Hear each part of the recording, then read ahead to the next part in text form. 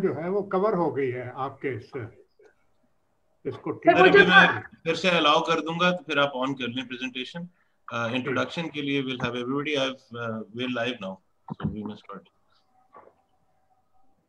जी अस्सलाम वालेकुम। आज का हमारा जो इवेंट है वो वर्ल्ड वाइल्ड लाइफ के हवाले से है। और आज हम ये हैं, दुनिया भर में हर साल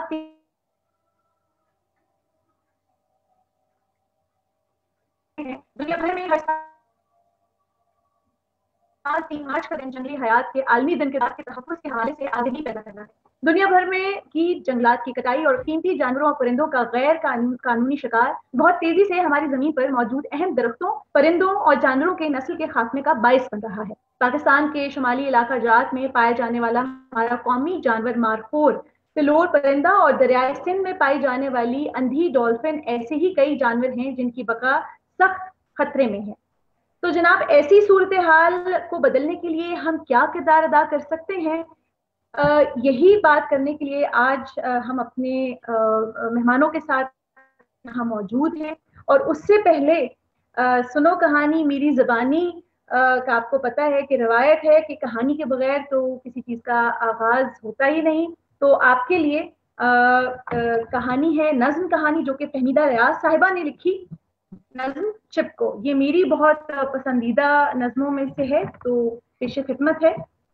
दूर हिमालय के दामन में एक बस्ती घड़वाल भी है, वहां की एक कहानी गोया सबके हस्बे हाल भी है। हरे भरे जंगल फैले थे दूर दूर तक वादी में, चंद कबीले इनमें कितनी ही सदियों से रहते थे। जैसे माँ की गोद में बच्चे पा सकते हैं हर आराम, इसी तरह जंगल की गोद में रहते थे खुश आश तमाम। रंग बिरंगे फूल खिले थे, फल वाली हर डाली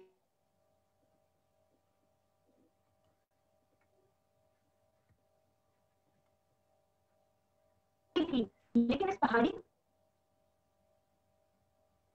इस प्यारी जन्नत पर आफत आने वाली थी। और भी कुछ दौलत सरकार, देश न जाने क्यों हम इसको सब फूलों के अफसर के हाथ। चीड़ के पेड़ इतने हैं, बेहद काम आ जाएंगे। इमारतों में इन्हें लगाकर पैसा खूब कमाएंगे। छाल से गूंद मिलेगा, गूदे से कागज बन जाएगा। डाल डाल और पत्ता पत्ता सब कुछ काम आ जाएगा।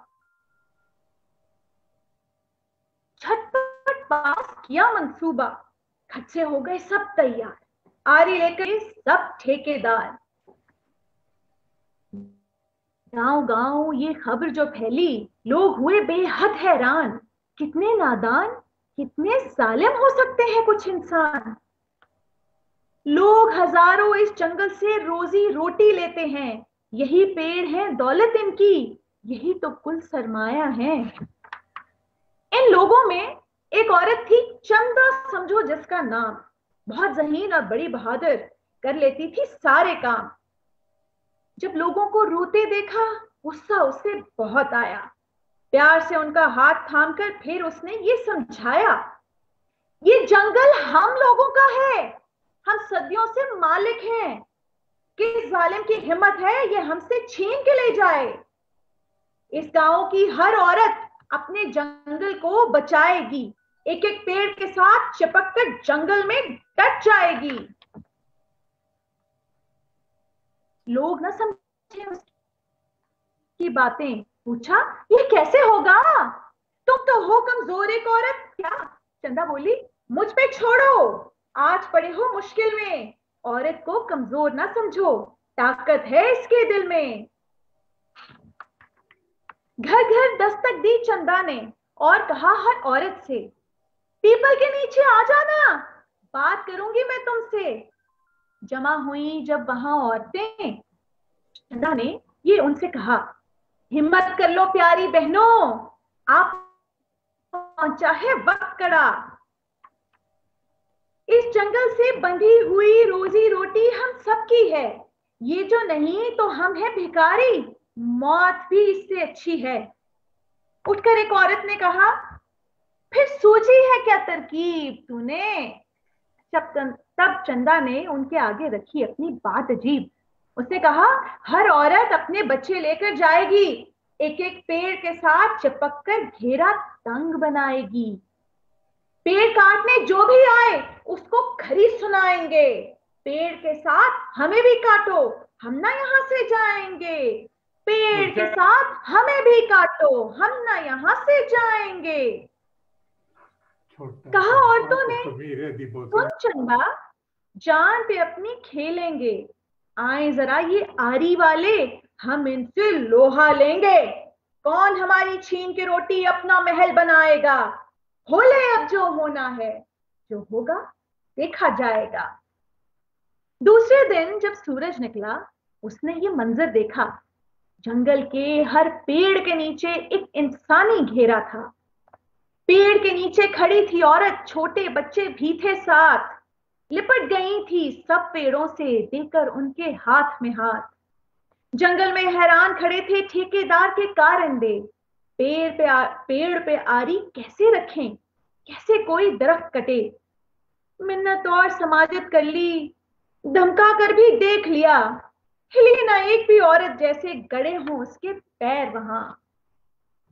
पहुंचे कारिंदे जब झटपट अपने अफसर के पास।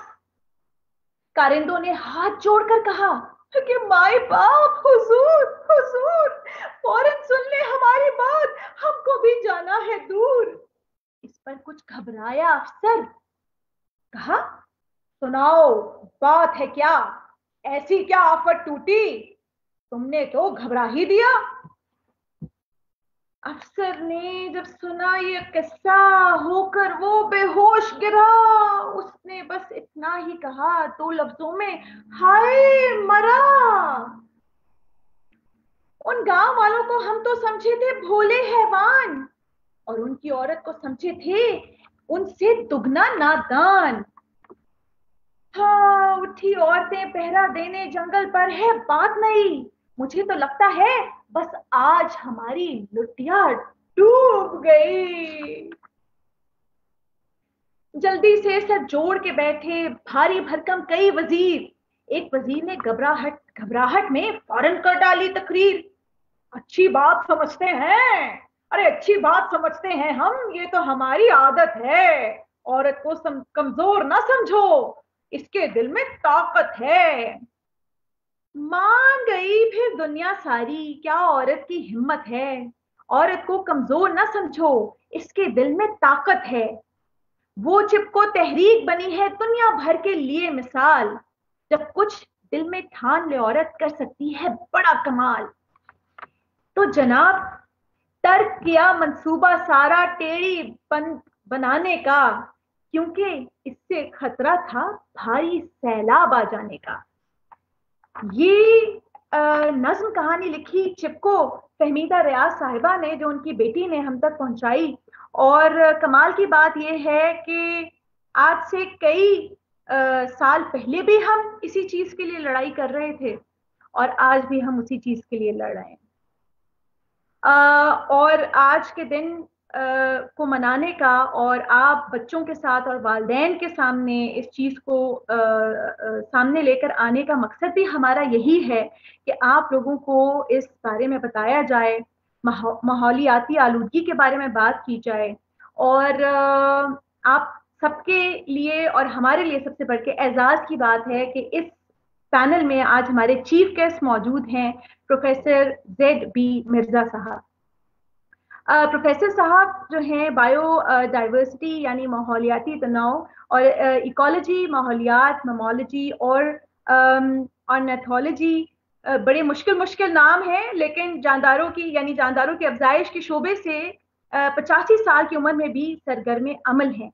एक साइंटिस्ट हैं, एक साइंसदान हैं।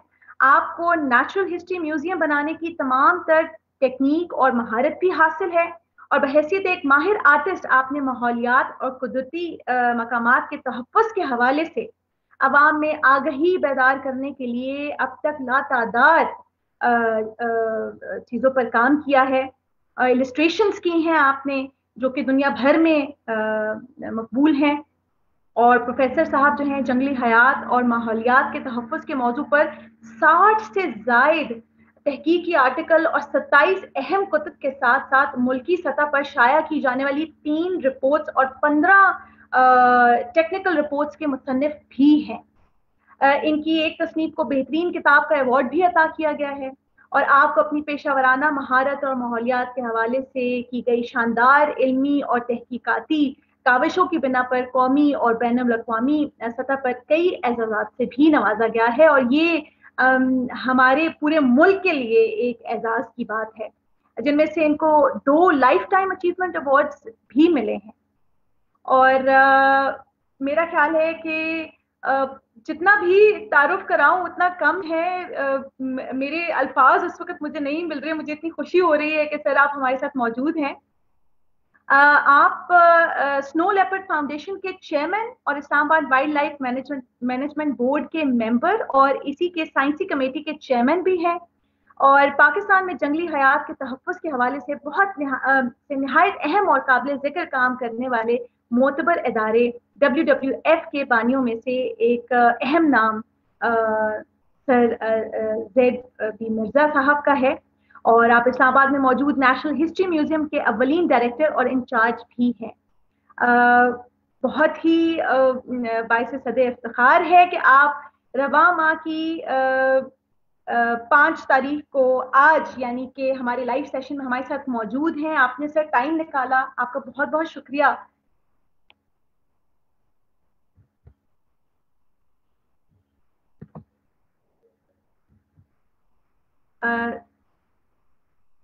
सर आपका माइक म्यूट है।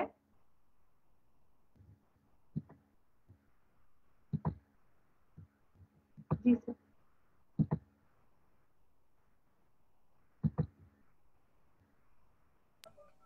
अब आ रही है जी? जी जी सर बिल्कुल आ रही है। ओके, शुक्रिया। आ रही है? अच्छा, और कुछ फरमाए। जी सर बिल्कुल आपकी जी सर आवाज आ रही है। सर बहुत बहुत शुक्रिया हमारे साथ शामिल होने के लिए। जी आपका बहुत शुक्रिया, बुलाया आपने मुझे और मैं बच्चों से बात करके वैसे ही खुश हुआ करता हूँ। तो आज मैं अपनी कहानी उनको बताऊंगा और साथ ही पाकिस्तान की वो जंगली हयात जो बहुत ही खतरे से दो चार है और वो क्यों है। यूं तो बहुत अनवा है, लेकिन जितनी इस आधे घंटे 20 मिनट के टाइम में मैं कर सका उनकी वजाहत वो मैं कर दूंगा जी। और कोई सवाल? जी सर जरूर सर जरूर। मैं सर सबसे पहले तो ये चाहूंगी कि हमारे साथ जो बच्चे मौजूद हैं, आजकल सभी बच्चे इस मुहिम का हिस्सा बने हुए होते हैं। बाहर का मौसम भी है और दरख्त लगाने में भी हमारे साथ साथ होते हैं। सर उनको जरूर बताइए अपने बारे में कि क्या आपको इन सब तमाम चीजों का शौक जो है वो बचपन से ही आपका ध्यान इसी तरफ था, आपके वालिदैन ने ये शौक आपके अंदर पैदा किया या कोई और वजह थी इस तरफ, इस शोबे की तरफ आने की? मैं ये अर्ज करूं, जैसे हर कोई शायर नहीं बन सकता, उसके फितरत में होती है वो चीज़, और इसी तरह से हर कोई मुसव्वर नहीं बन सकता, उसकी फितरत में होती है तो मुसव्वर बनता है।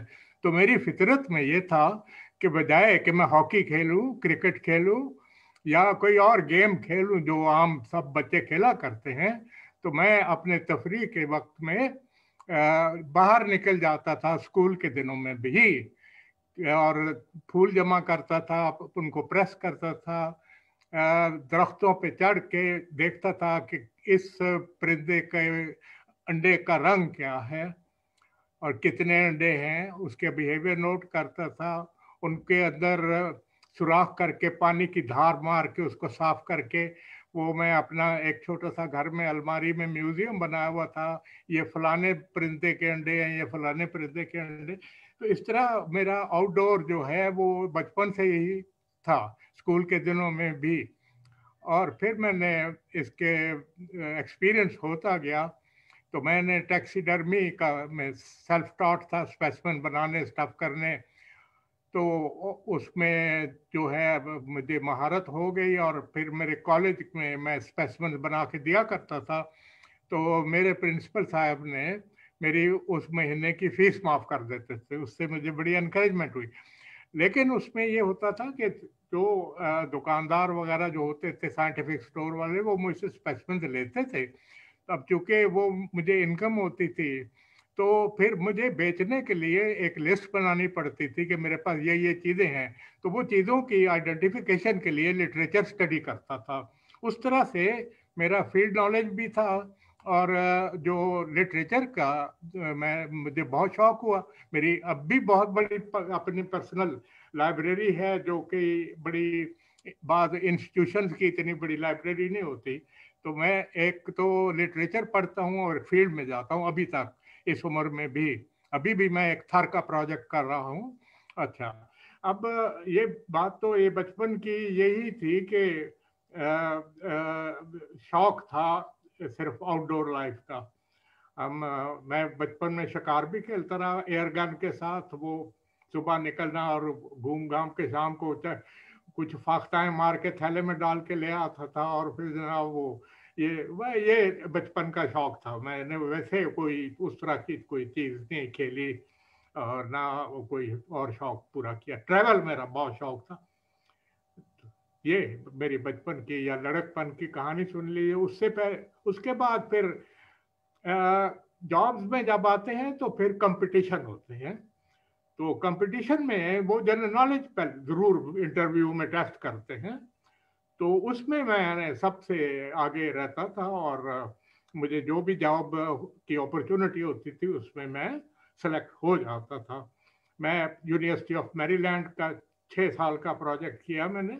उसके बाद मैं पंजाब यूनिवर्सिटी ज़ूलॉजी डिपार्टमेंट में चला गया, म्यूजियम का क्यूरेटर बन के। जो एम्प्टी हॉल था तो मैंने खुद बनाया, उसकी कलेक्शन वगैरह करके। उसके बाद मैं यूनेस्को के प्रोजेक्ट में चला गया बगदाद, उनको बताने के लिए कि कैसे म्यूजियम बनाते हैं और कैसे करते हैं।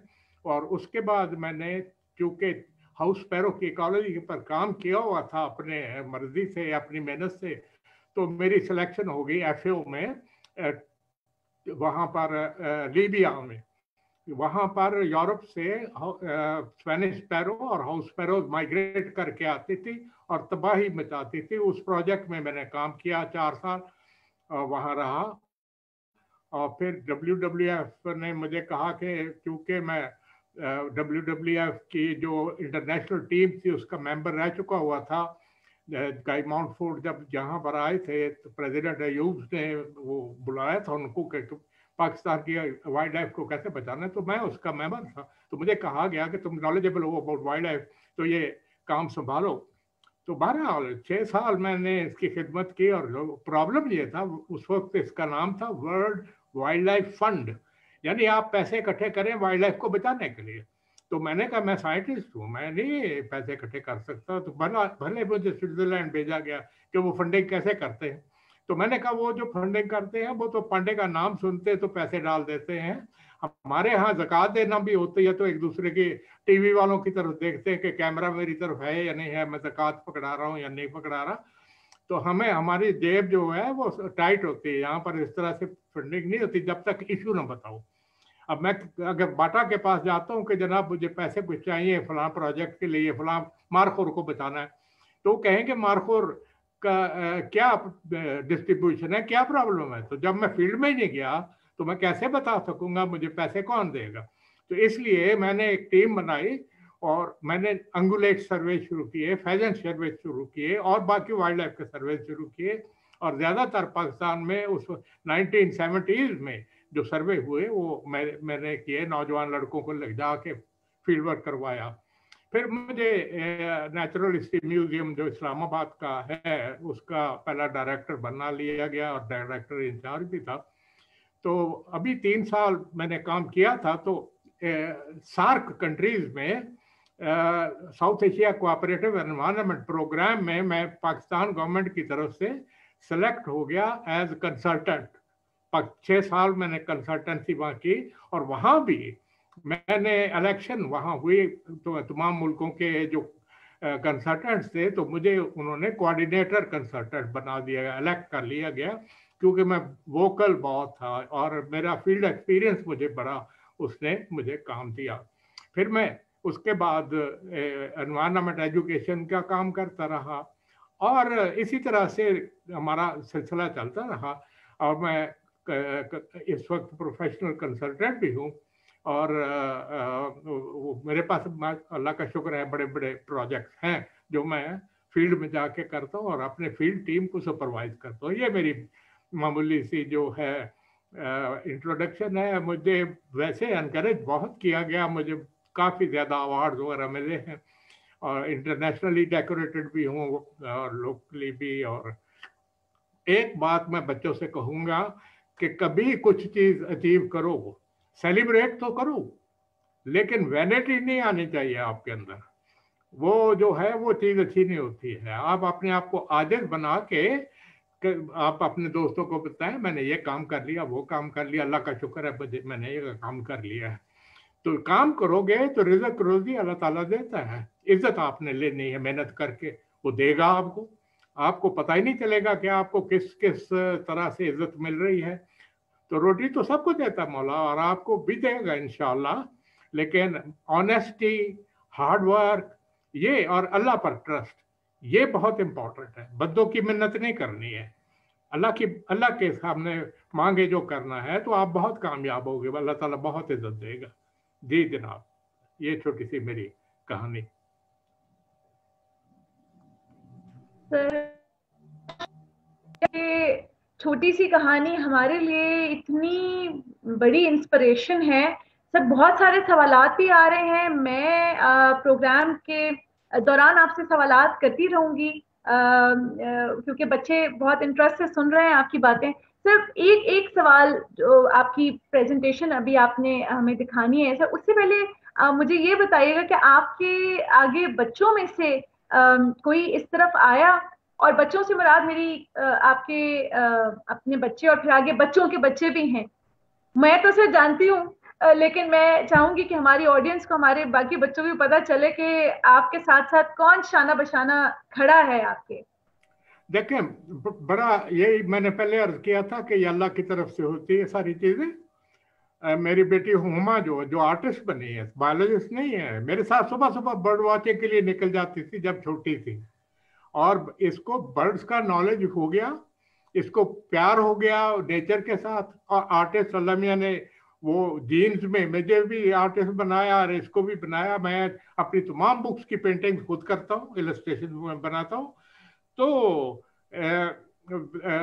एक बड़ा मेरा जो बेटा है वो मैथमेटिशियन है। कितना कंट्रास्ट है, कहाँ बायोलॉजी कहाँ मैथमेटिक्स। मेरे वाले सब फौजी थे, कितना कंट्रास्ट है कि कहाँ फौजी और कहाँ वो एक बायोलॉजिस्ट हो।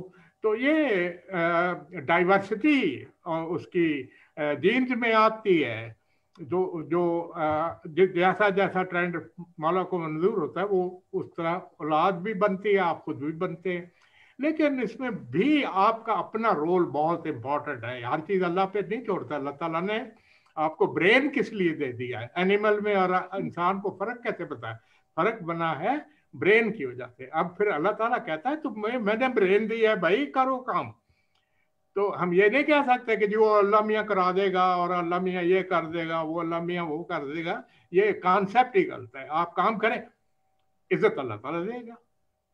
और जो उसकी हदायत है आजिज़ी से काम करे, दबा के काम करे, रिज़्क़ वो देगा। तो ये मेरा ईमान है जी, यही मैं बच्चों से कहूँगा। अगर आप चाहती हैं तो मैं अपनी प्रेजेंटेशन शुरू कर सकूँ।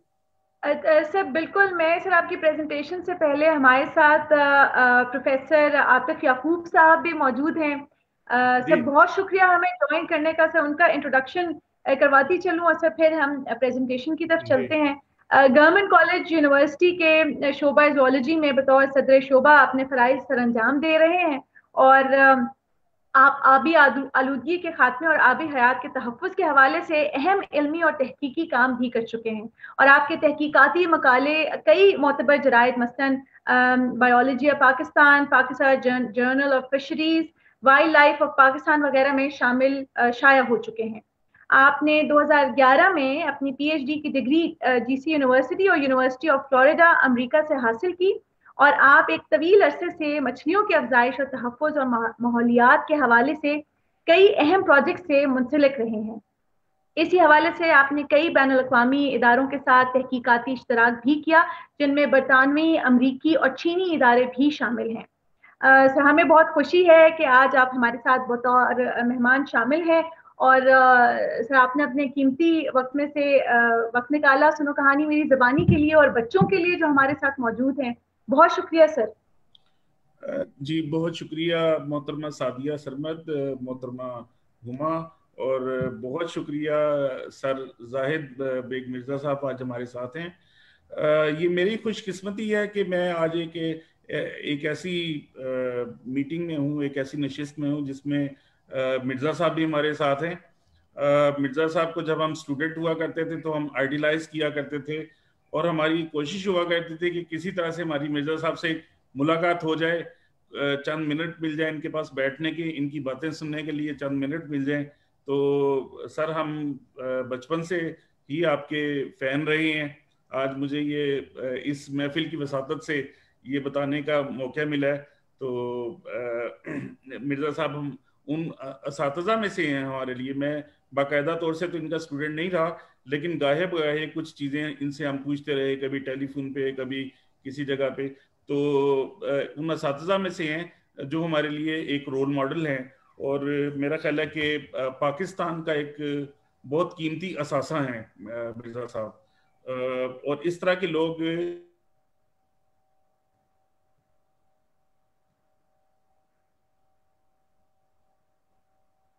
जी बेशक, बिल्कुल। मेरा ख्याल है ये तो इससे तो हर कोई मुत्तफिक है इस बात से कि हमारे लिए एक बहुत ही कीमती असासा है। और आतिफ साहब के यहाँ पे शायद सिग्नल्स का कोई मसला है। मैं साथ ही साथ ये भी जिक्र करती चलूँ कि सर जाहिद मिर्ज़ा की आज बेटी भी हमारे साथ मौजूद हैं, हुमा वासिक। हुमा वासिक सुनो कहानी मेरी ज़बानी की एम्बेसडर भी हैं, और ना सिर्फ ये खुद हमारी एम्बेसडर हैं, बल्कि इनकी बेटी भी आगे से हमारी सफीर हैं। हुमा वासिक पिछले 20 साल से नेचर और कल्चर के कंजर्वेशन और अवेयरनेस पर काम कर रही हैं, और इसी मकसद के साथ उन्होंने बुनियादी तौर पर आर्टिस्ट होने की हैसियत से कई साइंटिफिक इलस्ट्रेशंस बनाई हैं, और कार्टून बुक्स और कॉमिक बुक्स बनाने में अपना हिस्सा भी डाला है। अवामुन नास की जानकारी के लिए Margalla hill national park, Ayubia national park, Sindh की अंधी डॉल्फिन और देवसाई के भूरे भालू, स्नो लेपर्ड्स, बर्फानी इलाके के जानवरों वगैरह जैसे मुख्तलिफ अहम मज़ामीन के लिए आपने बेशुमार काम प्रोड्यूस किया है। इसके साथ साथ इनकी रिसर्च भी मौजूद है, रिसर्च आर्टिकल्स मौजूद हैं, और जो कि द नेशन, डेली डॉन वगैरह और नेचर ऑफ WWF में भी शाया हो चुके हैं। हुमा को कई दूसरे अवार्ड्स के साथ साथ अपने इन कामों में सदर पाकिस्तान से कंजर्वेशन मेरिट अवार्ड और स्पेशल आर्टिस्ट अवार्ड भी हासिल हो चुका है। और इस वक्त हुमा अपने सुंदर पंख स्टूडियो के साथ साथ sustainable tourism foundation Pakistan, adventure foundation Pakistan, snow leopard foundation Pakistan, fascinating Pakistan और आर्टिस्ट एसोसिएशन ऑफ पाकिस्तान की मेंबर है, और बतौर आर्ट रिसोर्स पर्सन अपने काम से अंजाम दे रही हैं। और सफीर तो मैंने आपको जैसे बताया कि हमारी हैं ही, और इसके साथ साथ हुमा इलस्ट्रेशंस पे तो काम करती है। हुमा बहुत अच्छी पेंटर भी हैं। ये पंजाब यूनिवर्सिटी से पेंटिंग में डिग्री हासिल की है इन्होंने, और मेरी खुशकिस्मती ये है कि मैं इनके साथ हम क्लास फेलो से हम जमात रहे हैं, और आज का जो पैनल है मुझे ऐसे लग रहा है जैसे मेरे पास बहुत बड़ा खजाना है इस वक्त, और शुरू नहीं समझ आ रही कि कहाँ से शुरू करूं, खजाने को निकालना और ढूंढना कहाँ से शुरू करूं। सर हम आपकी प्रेजेंटेशन से शुरू करते हैं और फिर साथ साथ सवालात लेते जाएंगे जो हमारी लाइव ऑडियंस हमारे लिए भेज रही है। जी, तो लगा दीजिए प्रेजेंटेशन। ये है, मैंने अपने कंप्यूटर पे तो कर ली हुई है। इसके ऊपर कवर कर रही है आपकी तस्वीर जो है। जी सर, मैं साथ प्रेजेंटेशन अगर जूम से शेयर कर ले, जूम में ना शेयर की ऑप्शन है, वहां से शेयर करना पड़ेगा आपको स्क्रीन। मुझे करना पड़ेगा? हाँ जी, इसके आप ऊपर अगर लैपटॉप पे है ना तो आप अपना माउस थोड़ा सा हवर करेंगे तो centre middle of the screen ना आपको वो शेयर स्क्रीन की ऑप्शन नजर आएगी। दी मिल गई, उस उसको पे आप क्लिक क्लिक कर दो। करेंगे तो जो वो आपकी प्रेजेंटेशन फुल व्यू वाला आपको स्क्रीन दिखेगा, उस पर क्लिक करके तो शेयर दबा दें तो हो जाएगी। ये मैंने कर दिया जी। अब स्क्रीन के ऊपर करूं जी? हाँ जी, स्क्रीन जो चूज आ गई कि नहीं? करके शेयर करेंगे तो शेयर हो जाएगी। इसको जी सर आ गई है।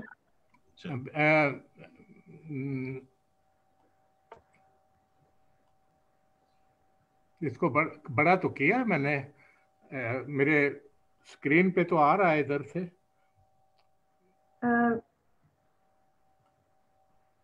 सर अब आपने स्क्रीन पे फुल कर लिया प्रेजेंटेशन। अब अगर आप जूम की विंडो पे, हाँ जी आ गई है, we can see your presentation. मैं शुरू कर दूं जी कि इसको कुछ करना है? और जी सर आप शुरू कर सकते हैं, आप जैसे चेंज करेंगे वो साथ चेंज हो जाएगी। अच्छा, तो ये आपको नजर आ रहा है स्नो लेपर्ड, जैसे इसका नाम है। ये बर्फानी इलाकों में रहता है, हमारे शुमाली पहाड़ों में, और ऊपर बर्फ होती है और नीचे, काफी नीचे जंगल होता है, और दरमियान की इसको अल्पाइन जोन कहते हैं, वहां पर इसको मारखोर और आइबैक्स इसका शिकार मिल जाते हैं। और एक मजे की बात यह है कि हम इसको बड़े खौफ से देखते हैं जी, ये दुश्मन है, लेकिन इसने आज तक इंसान के ऊपर कोई रिकॉर्ड नहीं है दुनिया में कि इसने इंसान के ऊपर अटैक किया हो। और ये इनोसेंट सी प्यारी सी बिल्ली है जो, जिसकी दुम देखे कितनी फार है, और इसके पंजे चौड़े चौड़े हैं ताकि बर्फ के ऊपर चल सके। तो इसको दुश्मन इसलिए कहते हैं कि इसका जो शिकार है वो है मारखोर और आइबैक्स और उनके बच्चे। तो वो मार मार के हमने खा लिया शिकारियों ने, और उसमें जब कमी आई तो ये फिर आने लगा जहां पर गडरिये जो है अपने भेड़ बकरियों के रेवड़ लेके रात को जहां एक बाड़े में वो उनको बंद करते हैं, तो ये फिर मरता क्या ना करता भूखा जानवर जो है वो फिर उन पर अटैक कर। अब जिस गरीब आदमी की एक दो चार बकरियां लेपर्ड ने जख्मी कर दी या मार दी, उसको इतना गुस्सा आता है कि वो उसके बची हुई बकरी के ऊपर जहर लगा देता है ताकि कल आए दोबारा इसको खाने के लिए तो ये मरे। इस तरह से ये दुश्मन बन गया हमारा कि जी ये दुश्मन है, इसको मारो, मारना है तो जहर से मारो या गोली से मारो। तो दूसरी चीज ये थी कि इसकी खाल बड़ी खूबसूरत है, यूरोप में जाती थी, अमेरिका में जाती थी, बड़ा पैसा मिलता था। तो इसकी स्मगलिंग तो वाकई कुछ गवर्नमेंट ने और इंटरनेशनल ट्रीटीज के तहत कंट्रोल की गई है। तो ये हमारा असासा है, लेकिन अभी तक मादूम होने के खतरे से दो चार है। या कुछ लोगों का ख्याल है बढ़ गया, भाई अभी तो कोई सबूत होगा तो हम जानेंगे कि ये वाकई बढ़ गया है। इसके बाद आती है बात इसकी, अब ये एक स्क्रीन पे चला है, दूसरी आपको नजर आ रही है लेपर्ड के बाद ये बिल्ली नजर आ रही है, पलस कैट आपको नजर आ रही है जी? हेलो हेलो सर अभी नहीं नजर आई, क्या अभी लेपर्ड ही नजर आ रहा है। वो सर आप अपनी प्रेजेंटेशन वाला नेक्स्ट करेंगे तो चेंज हो जाएगा। क्या करूं जी? प्रेजेंटेशन पे नेक्स्ट स्लाइड, हाँ जी अब आ गई है। आ गई है। ये एक बड़ी खूबसूरत और भरपूर इसके जो बाल हैं वो इतने हैं, और छोटी बिल्ली है, और लेपर्ड की, स्नो लेपर्ड की हैबिटेट में रहती है, लेकिन इसका कंपटीशन नहीं है उसके साथ। बहुत बड़े जानवर खाता है, ये चूहे शूहे खाते हैं, छोटे जानवर खाती है। और इसको इसकी खाल कभी कभार खाल बेचने वालों के पास मिल जाती है, अदरवाइज ना तो इस रात को निकलती है और उस स्नो लेपर्ड की हैबिटेट में होती है। और इसके अलावा ये वेस्टर्न माउंटेन्स में भी है और कोयटा तक इसकी रिपोर्ट है, लेकिन कभी इसका साइंटिफिक सर्वे नहीं हुआ, तो इसका स्टेटस का नहीं पता, ये ज्यादा है कम है। तो अब ये लिंक्स है, ये एक इसके कानों के ऊपर बाल बाल नजर आ रहे हैं, पेंसिल बनी हुई है।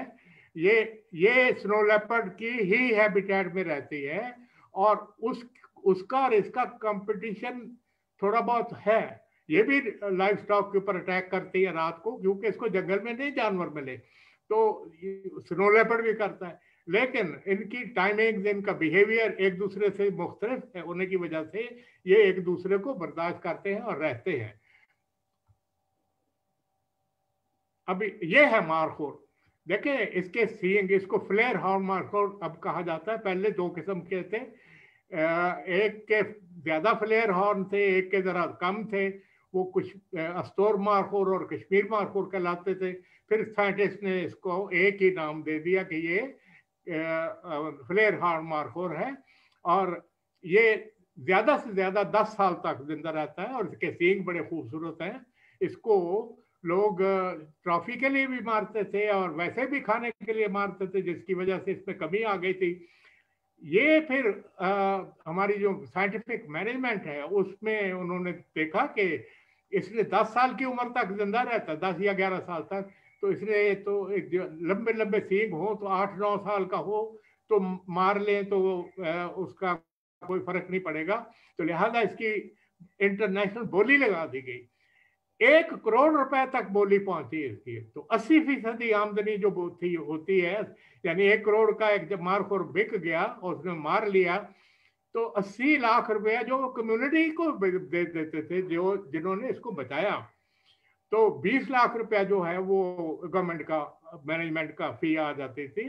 तो इस तरह से इसकी इस एक्सरसाइज की वजह से कम्युनिटी इसको बचाने लगी, और ये अब इसकी पॉपुलेशन सस्टेनेबल हो गई है।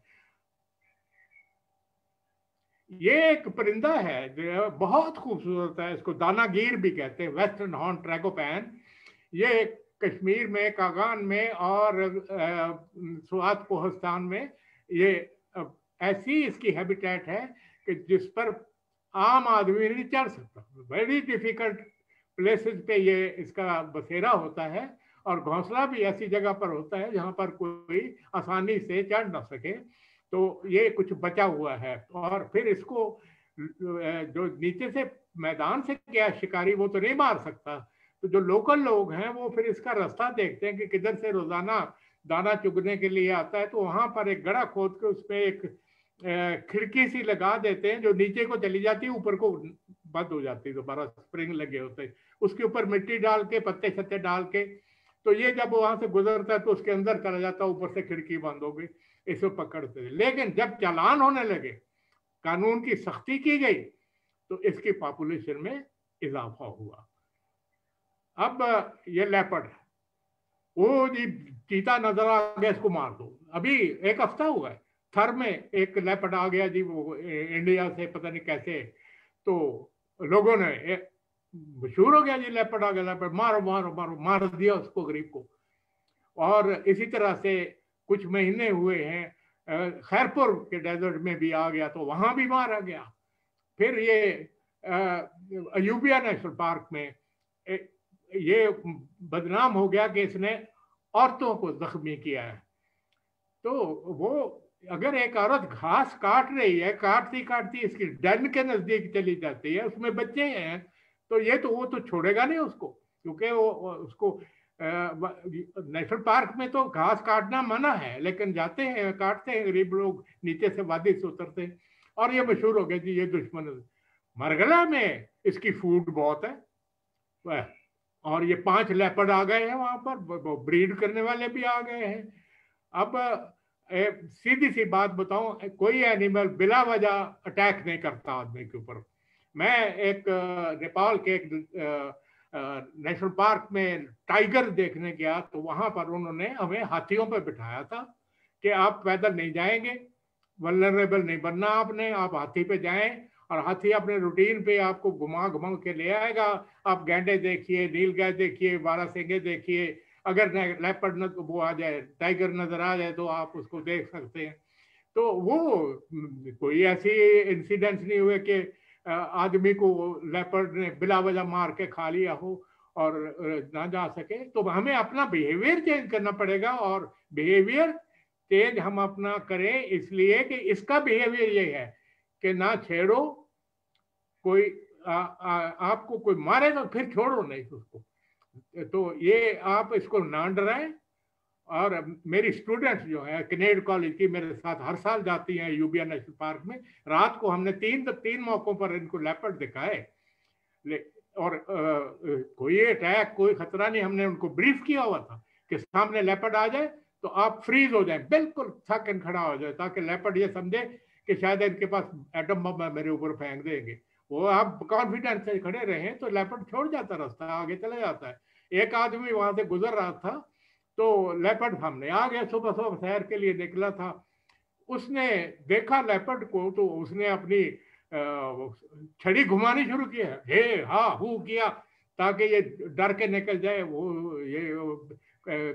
कुत्ता तो नहीं है जो डर के भाग जाएगा। वो नाराज हो गया लेपर्ड उस पर, उसने किया, उसके कंधा जख्मी कर दिया, वो गया झाड़ियों में। तो इसलिए आप किसी जानवर को मत डराएं, आप फ्रीज होके खड़े हो जाए, 90% चांसेस है कि वो आपको कुछ नहीं कहेगा और निकल जाएगा। अब बहरहाल ये हमें अवेयरनेस आनी चाहिए लोगों को कि वाइल्ड एनिमल्स के साथ बिहेव कैसे करते हैं। मेरा फेस टू फेस कई दफा लेपर्ड वगैरह के साथ हुआ। अब एक और जानवर का मैं तारफ कराता हूँ, ये तस्वीर अच्छी नहीं है लेकिन नेचर में ली गई है। तो ये है वुली फ्लाइंग स्क्विरल।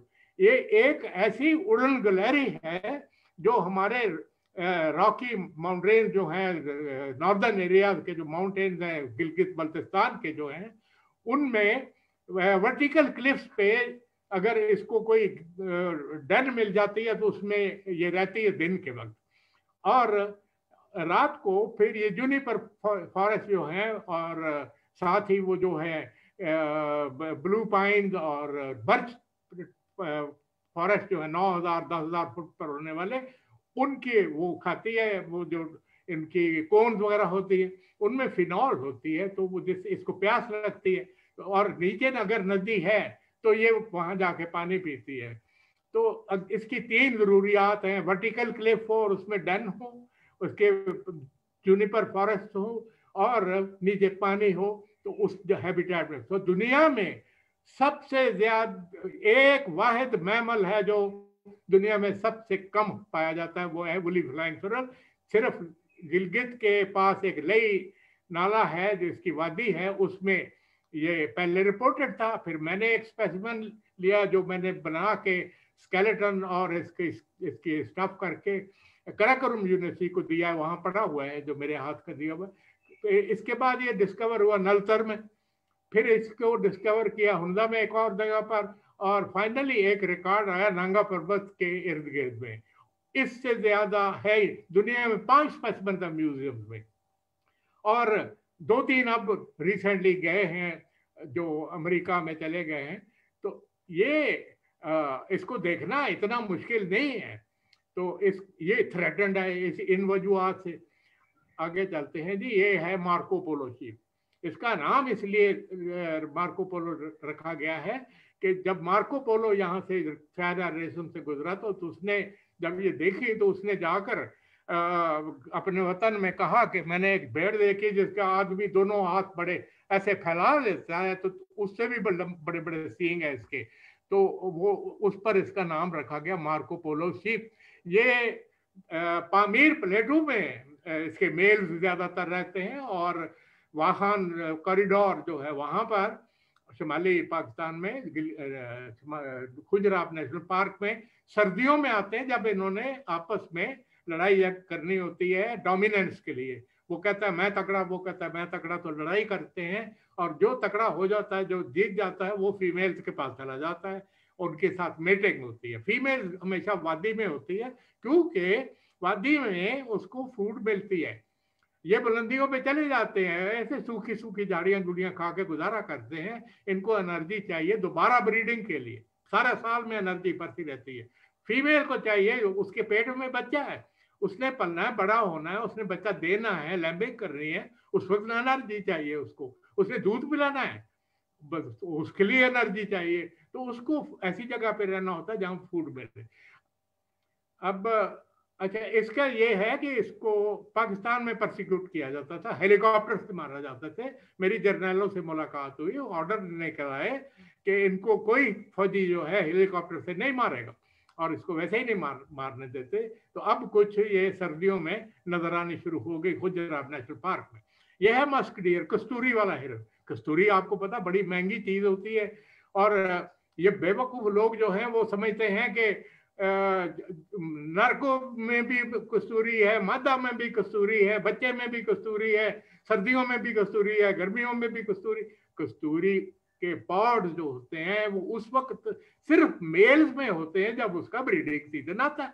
उसने खुशबू फैलानी होती है, मुश्क फैलानी होती है, मस्क रियर इसकी है कहते हैं। तो वो उसके लिए होता है। हमारे लोग उसको फीमेल नजर आई मार दिया, बच्चा नजर आया मार दिया, मेल नॉन ब्रीडिंग सीजन में नजर आया मार दिया।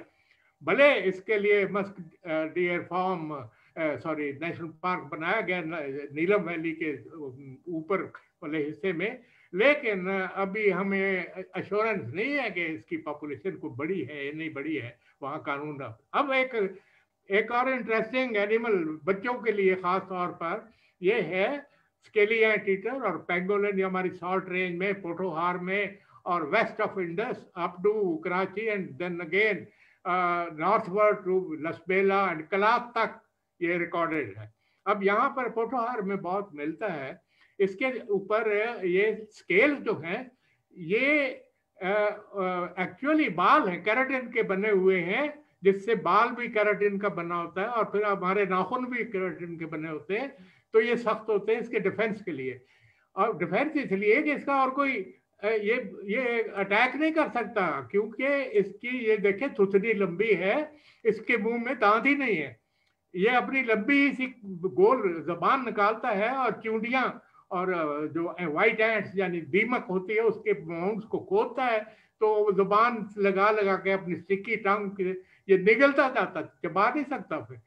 और इसके जो इसका गिजर्ड होता है, जैसे मुर्गी का पोटा होता है ना, बड़े मजे से हम खाते हैं, तो इसका गिजर्ड होता है, उसमें वो क्रश होती है, साथ को कंकरियां मकरियां चली जाती हैं। तो आंखें इसकी बहुत कमजोर होती है, अंधेरे में निकलता है, इसको ज्यादातर सूंघने की हिस्स ज्यादा होती है, और हार्मलेस सा जानवर है। इसके जो नाखून अगले हैं बहुत लंबे होते हैं, और इसलिए वो उल्टे हाथ के, जिस तरह मैंने किया है, उसके नाखून उल्टे नक्कल पे चलता है। और ये इंटरेस्टिंग एनिमल है।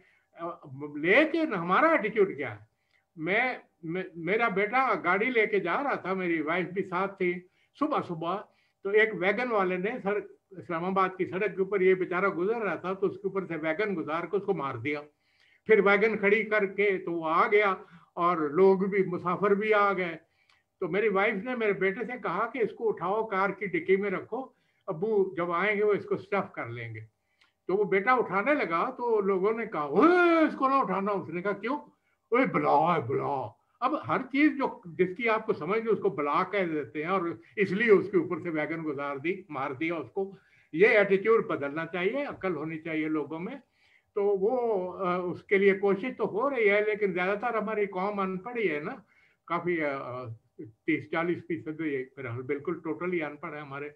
अच्छा जी, आगे चलते हैं। ये मार्बल्ड पोल कैट, ये बलूचिस्तान में मिलती है, जागी के डेजर्ट में। अब इस बड़ी खूबसूरत बिल्ली है। ये वहां पर एक गोरा जाके बैठ गया जो इनको पकड़ के खरीद के तो स्मगल कराता था चिड़ियाघरों में। वो खैर कहानी खत्म हो गई। तो इसका स्टेटस नहीं हमें पता, नॉकटर्नल है, रात को निकलती है, तो इसके लिए स्पेशल सर्वे भी कोई नहीं हुआ। तो कितनी है, 1 है, 2 है, 10 है, 50 है, 100 है, हमें नहीं पता। इतना पता है कि हमारे बलूचिस्तान में ये मिलती है, इसलिए हम अज्यूम करते हैं कि ये खतरे से 2-4 है। अब जो मजेदार बात बताता हूँ, अनफॉर्चुनेट बात ये है कि ये बलूचिस्तान का भालू, इसको मम कहते हैं वहाँ के लोग।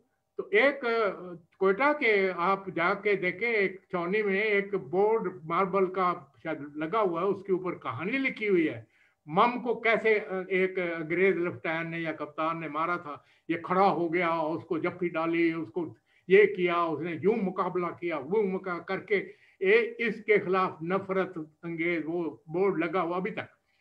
ये बेचारा इसको दुश्मन समझ के मार देते।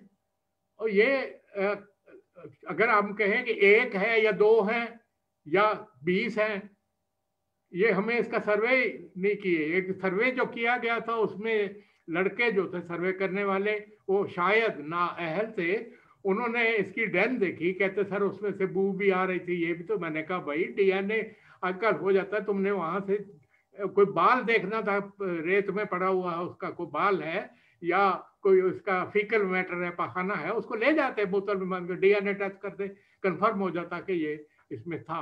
अब इसका स्टेटस अभी नहीं पता कि ये है भी कि नहीं भी है, लेकिन मारा गया इसलिए इसका कसूर नहीं है, हमने मारा है इसको दुश्मन से बना के। अब डॉल्फिन की बात आई थी, तो ये जब आज से 6-7 करोड़ साल 5-6 करोड़ साल पहले जब हमारा जो सब कॉन्टिनेंट यूरेशिया से टकराया था, तो यूरेशिया और हमारे इंडो पाकिस्तान सब कॉन्टिनेंट के दरमियान एक समुंदर था जिसको टच सी कहते थे। और जब जो टकराया तो हिमालय बुलंद हुआ, तिब्बत का प्लेटू उसमें कुछ रॉक्स चली गई और वो बुलंद हो गया। और फिर 3 अपहीवल हुई, जिसमें आखिरी अपहीवल में ये हमारे जो पहाड़ हैं वो फाइनल स्टेज में आए और शॉर्ट रेंज वगैरह बन गई, और इंडस ने इधर को चलना शुरू किया, मगरिब की और साउथ की तरफ, और वो जो गंगा और जमुना है वो उन्होंने ईस्ट की तरफ चलना शुरू किया। तो ये उस वक्त कहीं समंदर से हमारे दरियाओं में आ गया, मछली खोर जानवर है। और जब टर्बिड वाटर आना शुरू हुआ, जब गदला पानी आना शुरू हुआ, बारिशों के साथ मट्टी धुलती लगी पहाड़ों की, तो इसको पानी के अंदर नजर नहीं आता, तो इसकी जो बिनाई कमजोर होती गई। अब सिर्फ रोशनी में और अंधेरे में फर्क जानता है, और फिर मछली का शिकार भी करता है। भाई वो कैसे? इसके जो सर है वहां से ये सोनार बीम्स भेजता है, यानी जैसे इको लोकेशन जिसको कहते हैं, किसी गुंबद के नीचे चले जाएं और जोर से हा करे तो वो आपकी आवाज वापस आती है। तो इसकी आवाज की लहरें मछली से टकरा के इसके दिमाग में जाती हैं, या ये जो मैलर रीजन है यहाँ पर आती है, और इसके दिमाग में उसका कंप्लीट इमेज बन जाता है, और इस तरह से वो अपनी खुराक हासिल करती है। दूसरी बात यह है कि इसका फेफड़ा लंबा फेफड़ा है बहुत, एक दफा सांस खींचता है और फिर उसको रखता है अंदर, और पानी के अंदर अपनी एक्टिविटी करता रहता है। और जब 1 मिनट के बाद फिर उसने ऊपर जाना है सांस लेने के लिए, तो पहले हवा निकालता है, फिर ले लेता है। अब इसको जब इसका बच्चा पैदा होता है तो उसको भी सांस लेना है, फिर माँ उसको ऊपर ले जाती है, फिर नीचे ले, फिर दूध पिलाना है। दूध पैसे अगर उसने दूध पीना शुरू किया भैंस के बच्चे की तरह या गाय के बच्चे की तरह, तो वो थन मुंह में डाल के चूसता रहेगा, तो वो डूब जाएगा, वो मर जाएगा। तो इसने अडेप्टेशन ये हुई कि जब बच्चा इसके दूध वाली जगह के पास पहुंचता है तो वो एकदम से बहुत सारा दूध पंप कर देती है उसके पेट में। ये अडेप्टेशन कहलाती है। और ये अब ये मछली इसकी खुराक है, और मछली हम जाल डाल डाल के खुद भी पकड़ते हैं, यानी हम कंपटीशन में हैं इसके साथ मछली पकड़ने के लिए। और फिर दूसरा हमने नुकसान ये किया कि जो पोल्यूटेड वाटर है वो हमारे दरियाओं में चला गया हुआ ऑलरेडी। दरिया रावी में आप सांस लेके देखें उसके नजदीक जाके तो बदबू आएगी, वो बदबू वाला गंदा नाला बह रहा है कि उसमें केमिकल्स हैं फैक्ट्रियों के, और वो उससे हमारे इंडस सारा पोल्यूट हुआ है। मछली के ऊपर भी इफेक्ट किया नेगेटिव, इनकी पॉपुलेशन भी किया है। तो हम जिम्मेदार हैं इसको कम करने के लिए। दुनिया मरती है इसको देखने के लिए, चाइना वालों ने मार मार के खा लिया अपने दरिया में से। गंगा में मिलता है और यहाँ पर पाकिस्तान में मिलता है। तो ये एक नायाब, और इसको जब हम देखते हैं तो ये बड़ा मजा आता है। कश्ती में बैठ के आप अपने साथ किन्नों माल्टे ले जाएं और कश्ती चलती जाए तो ये आपको इनके नजर आएंगे। आप खास तौर पे सखर के नजदीक आपको बहुत नजर आएंगे। अभी ये है एक इंटरेस्टिंग सी बिल्ली है जिसको फिशिंग कैट कहते हैं। ये डाटा में तो आजकल देखी भी गई है, और दरिया सिंध में बहुत सारी जगहों पर है, लेकिन कितनी है हमें नहीं पता। रात को निकलती है और दरियाई इलाकों में रहती है। कौन सा साइंटिस्ट है जो इस वक्त खपती होगा, जाएगा, इसका सर्वे करेगा?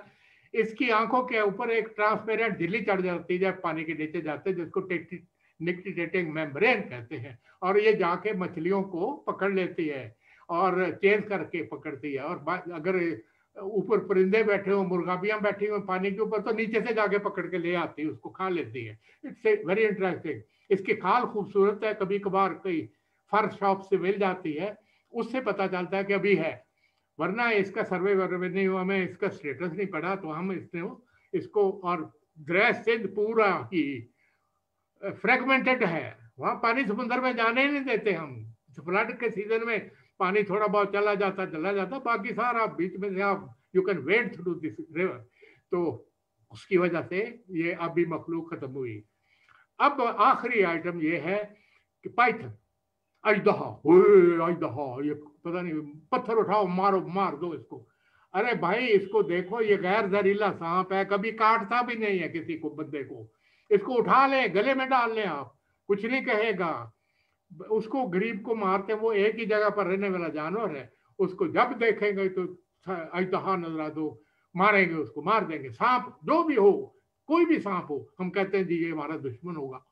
जो काला हमारे बाप का साला, जो सांप है वो जहरीला है, ये क्या बात है? ये कोई लॉजिक नहीं है। सांप जो है वो सिर्फ 3 या 4 किस्म के सांप हमारे पाकिस्तान में वो जहरीले हैं, बाकी सारे गैर जहरीले हैं। हमारे दोस्त हैं, हमारे खेतों में से जाके चूहे पकड़ते हैं।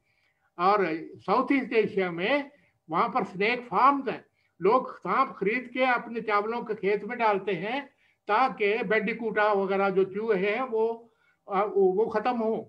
सांप पहला काम ये करेगा कि उनकी बिल में घुस जाएगा ताकि उसको शेल्टर मिले, वो आगे उसकी फूड बैठी होती है, चूहा बैठा है, वो उसको भी खाएगा, वो खत्म कर देते चूहे उन खेतों में से। इतने दोस्त हैं हमारे यहाँ ये होता है कि देखो, लाठियां लेके भागो, मारो। हमारे मुल्क में कोई ऐसा सांप नहीं है जो बिला वजह खाम खा आपको काटे, जब तक का आपका पाँव नहीं उसके ऊपर आ जाता। इस गरीब के कान में नहीं होते, ये अपने पेट की जो बेली प्लेट्स है उनसे थरथराहट से एक कमरे में इसको रख दे और तालियां बजाएं, बर्तन बजाएं, शोर बजाएं, इसको नहीं पता लगता। आप कुर्सी की सीटेंगे, जमीन के जरिए जो लेयर जाती है, वो उसकी जो वेव जाती है, वो इसकी छाती को लग के इसको पता चल जाता है कि कोई चीज है। तो जो देहाती लोग हैं, वो रात को जब अपने खेत को पानी देते हैं तो वो पाँव मार के चलते, थप थप थप थप, ताकि आगे कहीं सांप हो तो हट जाए रास्ते से। ये थोड़ा सा शऊर डेवलप करने की जरूरत है इनको भी। तो मैं आपका बहुत शुक्रगुजार हूँ कि आपने पेशेंस से मेरी बातों को सुना है। फिर कभी और मौका हुआ तो बहुत सारी बातें हैं जो आपसे हम कर सकते हैं बच्चों के साथ। बहुत बहुत शुक्रिया सर। बिल्कुल, बहुत बहुत शुक्रिया सर। इतना ज्यादा ये इंफॉर्मेटिव सेशन है कि वाकई में मैं खुद कई चीजें पहली बार ही सुनने में आ रही हैं। सर, आपकी इस पूरी गुफ्तगू से एक मैंने नतीजा जरूर अखज़ किया, मेरे ख्याल में उसमें हम वालिदैन का बहुत ज्यादा कसूर है, और वो ये है सर कि हम अपने बच्चों को खुद डराते हैं। जैसे मैं कुत्ते और बिल्ली से भी डरती हूँ, और बचपन में मेरी बहन मुर्गी पकड़ के भी मुझे उससे डराती थी, तो मैं डर जाती थी। और वही चीज मैंने फिर जब मेरे बच्चे हुए तो मैं डरती थी, तो वो भी डरना शुरू हो गए। लेकिन सर फिर मैंने इस चीज को थोड़ा सा चेंज किया कि अगर मेरा डर है तो मैं उसको अपने अंदर रखूं और बच्चों को ना डरने दूं, क्योंकि वो तो बच्चों के अंदर एक नेचुरल इंस्टिंक्ट है कि वो जानवरों को पकड़ भी लेते हैं, उन्हें डर नहीं लगता। ये डर हम उनके दिलों में डालते हैं। तो मेरे ख्याल में वालिदैन होने की हैसियत से हमें अपने खौफ अपने अंदर ही रखने चाहिए और बच्चों में मुंतकिल नहीं करने चाहिए। बिल्कुल ठीक, बिल्कुल ठीक है। अवेयरनेस काफी होनी चाहिए। और सर बिल्कुल। और सर मुझे याद है कि हुमा के घर जाने का इत्तेफाक हुआ और वो मुझे अपने बेटे के कमरे में लेके गई, तो वहां पे सर कितनी चीजों के ढांचे पड़े हुए थे, और जाहिर है नाना से एक चीज उसको विरासत में मिल रही थी, उसके खून में दौड़ रही थी। और मैं देख के खौफजदा हो रही थी, और मैं सोची थी कि इतना छोटा बच्चा, और अभी से इसने ये ढांचे संभाल के रखे हैं, और पूरे कमरे को उसने एक छोटा सा म्यूजियम बनाया हुआ था। और मैंने अपने बच्चों को भी, मैंने हुमा से कहा कि मैं ला के दिखाऊंगी। और सर एक एक मुझे बड़ा ही इंटरेस्टिंग वाकया याद आ रहा है। मैं आतिफ याकूब साहब को भी बीच में शामिल करना चाहूंगी। सर मेरा बेटा जो है, जब स्कूल से मैं उसको लेने जाती थी, तो वो ग्राउंड में स्कूल के फिर रहा होता था अकेला, दोस्ती नहीं किसी से करता था, और अकेला जो फिर रहा होता था, तो मैं देखती थी वो कुछ चुन रहा है, मुझे समझ नहीं आती थी क्या चुन रहा है। तो उसका जब एक दिन मैं लंच बॉक्स निकालने गई स्कूल बैग में से, तो वहां से ढेरों लेडी बग्स वहां से मुझे मिली, यानी कई इतनी ज्यादा थी कि वो उबल के जैसे बाहर आ रही थी उससे अपनी जेबों के अंदर। और वो पहली जमात में था और वो जब जेबों में से निकल के बाहर आई तो मैं घबरा गई। पहले तो मुझे गुस्सा आया, लेकिन फिर मुझे हंसी भी आई और प्यार भी आया कि इसने कितनी सारी मुझसे छुपा के वहां पे रखी है कि माँ कहीं मुझे डांटे ना कि मैं क्या कर रहा हूँ। लेकिन मेरा ख्याल है कि बच्चों में इस चीज को, ये उनका जो शौक है, जो उनका एक जो उनका खौफ नहीं है जिसको हम खौफ बना देते हैं, उसको जरूरी है कि हम पनपने दें, इसी तरह से मोहब्बत जानवरों की उनके दिल में पैदा करें। और सर इसी चीज को आगे लेते हुए आप जैसे नबाताती हयात की बात हो रही थी और आबी आलूदगी की जैसे बात हुई, तो सर आतिफ याकूब साहब, मैं आपसे सर मेरा ये सवाल होगा। अभी मैंने एक रीसेंट खबर पढ़ी थी कि ऑस्ट्रेलिया में या गालिबन न्यूजीलैंड में उन्होंने ये किया है कि जहां से भी जो पानी के का इखराज है, जहां जहां पे भी साफ पानी है या जो भी, तो उसके आगे उन्होंने नेट्स लगा दिए हैं। और वो नेट्स की वजह से ये होता है कि जितना भी कूड़ा करकट है, प्लास्टिक है, जो भी है, वो उसके अंदर आ जाता है, नेट के अंदर, और पानी आगे साफ ही समंदर में जाके शामिल होता है। तो सर आपने इसके ऊपर इतना काम किया, मैं पूछना चाहती हूँ कि क्या पाकिस्तान में कुछ अंदेशा है कि ऐसा कुछ काम किया जा सके? जी बहुत शुक्रिया मोहतरमा सादिया जी। पाकिस्तान में इस चीज़ आबी आलूदगी से मुतल्लिक कुछ तहकीक भी हो चुकी, और कुछ अवेयरनेस भी है गवर्नमेंट सतह पे भी, लेकिन पब्लिक लेवल पे अभी इतनी ज़्यादा अवेयरनेस नहीं आ सकी है। और जाहिर है कि हम गफलत करते हैं, और हमारे इंडस्ट्रियलिस्ट्स दानिस्ता या फिर ना गैर दानिस्ता तौर से वो इसमें पोल्यूटेंट्स यानी कि वो आलूदगी को शामिल करते रहते हैं पानी में। तो पाकिस्तान में इस तरह की कोई एफर्ट्स गाहे बगाहे देखने में आती हैं कि कुछ किया जाए और जो आलूदा पानी है उसको कबल इसके कि वो पानी दरिया में शामिल हो जाए और वो जानवरों के लिए और पौधों के लिए वो नुकसानदेह साबित हो। तो इस तरह की कुछ कोशिशें गवर्नमेंट सतह पे या लोकल सतह पे, मुकामी सतह पे इस तरह की कोशिशें देखने में आई हैं, लेकिन जाहिर है ये नाकाफी हैं। और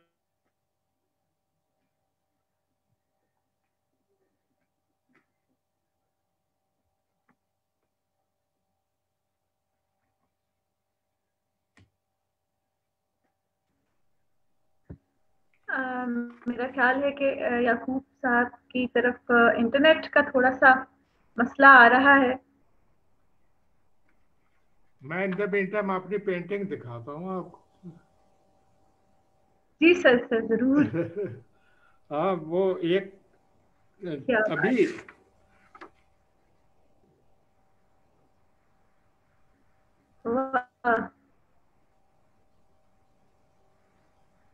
क्या बात है सर, एक एक स्ट्रोक उसके बाल का। ये मैं तमाम पेंटिंग्स अपनी किताब की खुद ही बनाता हूँ। ये पौधों की पेंटिंग्स हैं पूरा। ये एक मेरी किताब आ रही है, उसमें ये आएंगी आपको पेमेंट। तो मैं उसके लिए अर्ज करता हूँ कि यहाँ पर इस मरगला हिल्स नेशनल पार्क में एक वॉलंटियर है, वो कूड़ा उठवाते हैं, प्लास्टिक के बैग वगैरह वगैरह, कंपेन बनती है, बोरियां भर के निकालते हैं। मैं उनसे ये कहा करता हूँ, जब भी मैं मेंबर हूँ उस बोर्ड का, तो मैं उनसे अपने बोर्ड से रिक्वेस्ट करता हूँ कि लोगों के ऊपर कूड़ा फेंकने का फाइन इम्पोज करें, 50 रुपए 60 रुपए, इससे ज्यादा ना करें। तो जिसकी जेब से 50 रुपए निकलेंगे वो फिर ध्यान करेगा अगली दफा। और जिसकी जेब, अगर आपने 5,000 रुपये फाइन किया तो वो 2,000 रुपया अपनी जेब में रखेगा, 2,000 उसको पकड़ाएगा कि ले पकड़, तो मेरा 5,000 रुपया माफ कर दे। ये चीजें हैं, लेकिन अवेयरनेस और एजुकेशन पे जोर है। मैं एक आपको सराइकी मुहावरा, एक कहावत बताता हूँ। 4 किताबां अरशों लथियां ते हिक लथिया थिक्का, थिक्का कहते हैं कपड़े धोने वाले डंडे को। 4 किताबां अरशों लथियां हिक लथिया थिक्का, 4 किताबां कुछ ना कीता थिक्के कीता सीधा। तो वो जब तक आप फाइन नहीं करेंगे ये कौम ठीक नहीं होएगी। कूड़ा फेंकने वाले के ऊपर जुर्माना करें, और जो पोल्यूशन वाली फैक्ट्रियां हैं, जो बड़े बड़े केमिकल फैक्ट्रियां हैं जिन्होंने तबाही मचा दी है, उन फैक्ट्रियों को फाइन करें हैवी, और पानी उनका रोकें, दरिया में नहीं जा सकता। आप कहाँ रहते हैं? लाहौर किस दरिया का किनारे है जिसमें मुर्गाबियां उतरा करती थी, और अब वहां से बदबू उठती है। और वो polluted water, chemically polluted water जो है, जो हमारा बल्लो की, सुलेमान की लिंक कैनाल के जरिए दरिया सतलुज के कैनाल सिस्टम में चला जाता है, वहां आपका मैंगो उगता है, वहां आपके सिट्रस फ्रूट होते हैं, वहां आपकी सीरियल्स होते हैं, वहां आपकी डेयरी फार्मिंग है। वो सब केमिकल जो है वो ट्रेवल करते हैं, आपके अंदर जा रहा है जहर। अगर किसी को पता चल गया कि पाकिस्तान में जो मैंगो हम अमेरिका में खा रहे हैं या मिडिल ईस्ट में खा रहे हैं ये पोल्यूटेड वाटर पे उगे हुए मैंगोज हैं, तो वो आपकी तो एक्सपोर्ट ही बंद हो जाएगी। ये बात नहीं समझते, ये डंडे के बगैर काम नहीं चलेगा। और जिन्होंने पॉलिसी बनानी है वही मालिक हैं फैक्ट्रियों के, तो कैसे चलेगा? ये अकल होनी चाहिए कौम में, जो कहे, शोर मचाए कि मत फेंको गंद। बड़ी बड़ी कारें होती है, उसमें से वो प्लास्टिक का लिफाफा नहीं रखते कि जो छिलका है उसमें डालेंगे। ये इसको ठीक करना तो मुश्किल नहीं है, डंडे से ठीक होएगा। एजुकेशन में आप चोर से कहें, चोर जी बड़ी मेहरबानी होगी चोरी ना किया करें, बहुत बुरी बात, अल्लाह मियां नाराज होता है, छोड़ देगा चोरी?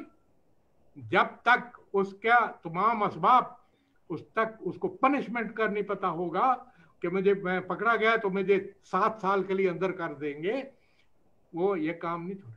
चाइना में क्या हो रहा है? चाइना में ये चीजें जो हैं ये लॉ एनफोर्समेंट से ताल्लुक रखती है। सारा कराची कूड़े से भर गया, आपका लाहौर भी कराची बन गया। आपने देखा कभी कि सारा लाहौर में गंद पड़ रहा है, उठाता ही कोई नहीं है। ये हम परेशान हैं इस बात से कि ये क्यों हम अब इतना गंदा मुल्क बना लिया अपना। इतना खूबसूरत मुल्क है, इतनी खूबसूरत वाइल्ड लाइफ है, इतने, इस पहाड़ को ही देखें जो मैंने आप आखिरी तस्वीर लगाई हुई, नहायत खूबसूरत है। वहां जाके देखेंगे जो पिकनिक स्पॉट है, वहां पर प्लास्टिक की बोतलें, कोका कोला, 7 अप और पता नहीं क्या क्या गंदमंद पड़ा होता है, तबीयत खराब हो जाती है। इसकी आप से ये मेरी रिक्वेस्ट होगी कि कैंपेन चलाएं कि ये हम फेंके ही ना कूड़ा, अपने साथ ले जाए। और दूसरी मुसीबत है, म्यूनसिपैलिटी वाले कूड़ा जमा होता है तो उठाने के लिए होता है, वो उठाते ही नहीं, वो सड़कों पर पड़ा बिखरना शुरू हो गया हुआ है। ये चीजें हैं तो दरअसल आवे का आवा ही बिगड़ा हुआ है।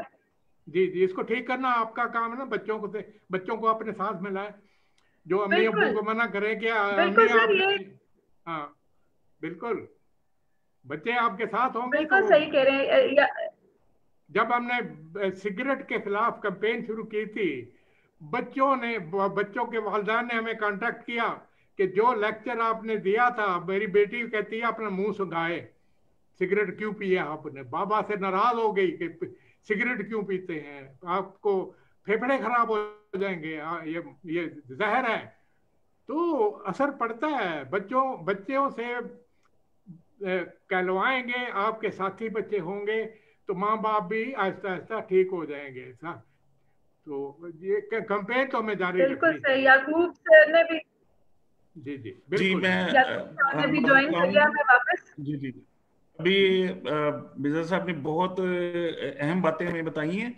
देखिए मैं आप मेरी कहानी मेरी जुबानी के उन्वान के रेफरेंस से एक बात आपसे शेयर करना चाहता हूँ कि तकरीबन निस्फ सदी पहले जब मैं इस दुनिया में आया, तो तब से लेकर अभी तक अगर देखा जाए तो कोई 80% से ज्यादा एक्वाटिक स्पीशीज खत्म हो चुकी हैं और तकरीबन 40% से ज्यादा टेरेस्ट्रियल लाइफ तकरीबन खत्म हो चुकी है।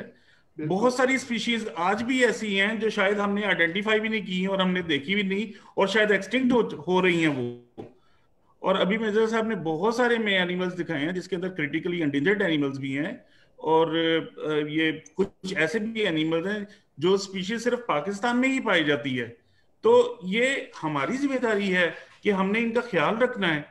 और ये स्पीशीज हैं, ये पानी है, हवा है, ये सब कुछ अगर सेहतमंद है तो हम रहेंगे, वरना बनी नौ इंसानियत नहीं रह सकेगी। तो बिल्कुल बिल्कुल। ये चीज बड़ी अहम है। अब देखिए जिस मैंने आपको निस्फ सदी पहले की बात जब मैं जिक्र करता हूं, तो जब मैं इस दुनिया में आया तो तब तकरीबन 4.25 अरब आबादी थी दुनिया की, और बिलियन जिसको आप खरब कहते हैं ये, तो अभी तकरीबन डबल से भी थोड़ा ज्यादा हो गई, तकरीबन 8 बिलियन को तकरीबन टच कर रहे हैं हम। तो असल में ये भी एक बड़ा बुनियादी मसला है कि अगर हम अपनी पॉपुलेशन को इतना ज्यादा बढ़ा देंगे, यानी आप ये देखिए कि ये जमीन अल्लाह ताला ने बनाई सारी स्पीशीज को मिलजुल कर रहे यहाँ पे, तो अब एक स्पीशीज को अगर अल्लाह ताला ने अशरफुल मखलूकात बनाया और ताकत दी और इंटेलिजेंस दी, और अगर वो स्पीशीज ने यहाँ पे तूफान खड़ा कर दिया है, तो फिर वो हम अपने ही हाथों अपने घर को खराब करने लगे। सर तो आपकी ये अगर देखा जाए तो आपकी बात बड़ी हो, जब पाकिस्तान बड़ा था तो पाकिस्तान, वेस्ट पाकिस्तान की आबादी 2.5 करोड़ थी, ईस्ट पाकिस्तान की 3 करोड़ थी। 1951 में 3 करोड़ वेस्ट पाकिस्तान हुई, 4 करोड़ ईस्ट पाकिस्तान हुई। अब कितने 22 करोड़ से ज्यादा एक्सीड कर गए हैं। ये बड़ा कंजर्वेटिव फिगर दी है, 22 करोड़ पाकिस्तानी है। हम बहुत सारे तो पहाड़ के ऊपर जाके जो वो गडरिए होते हैं उनको तो कभी किसी ने गिना भी नहीं है, और बहुत सारी ट्राइबल एरियाज में भी गिनती नहीं हुई। तो आपकी पॉपुलेशन 22 करोड़ से ज्यादा है। तो हम अब क्या 25 या 30 करोड़ हो जाएंगे? हम आपस में ही लड़ लड़ के मरेंगे। तो अभी भी कई हमारे पास रिसोर्सेज की कमी आ गई है। ड्रिंकिंग वाटर है, उधर हिमालय डिग्रेड हो रहा है और स्नो लाइन ऊपर को जा रही है, पानी खत्म हो जाएगा जो पड़ा हुआ है। हम कैसे गुजारा करेंगे?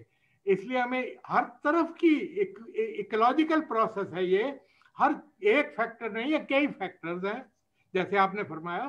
तो हमें सब फैक्टर्स को कंसिडर करना चाहिए और एट ए टाइम एड्रेस करना चाहिए।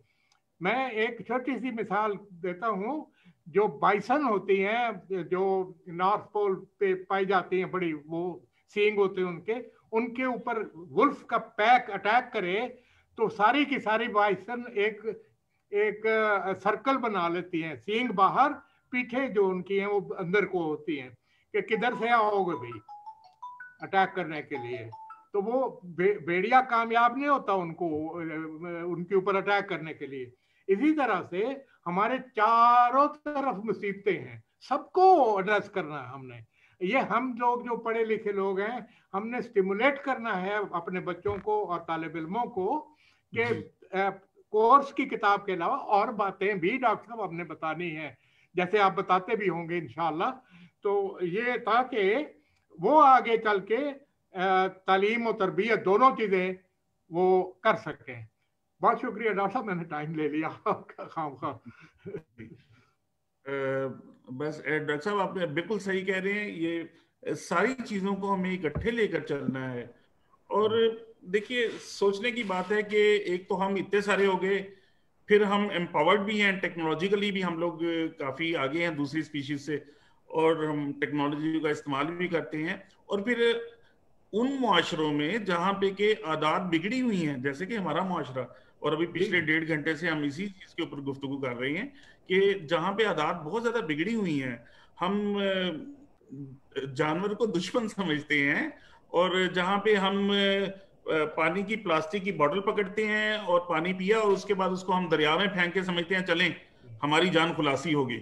तो हम इतना, ये तो अब तो स्टडीज पाकिस्तान के अंदर रिसर्च सामने आ रही है।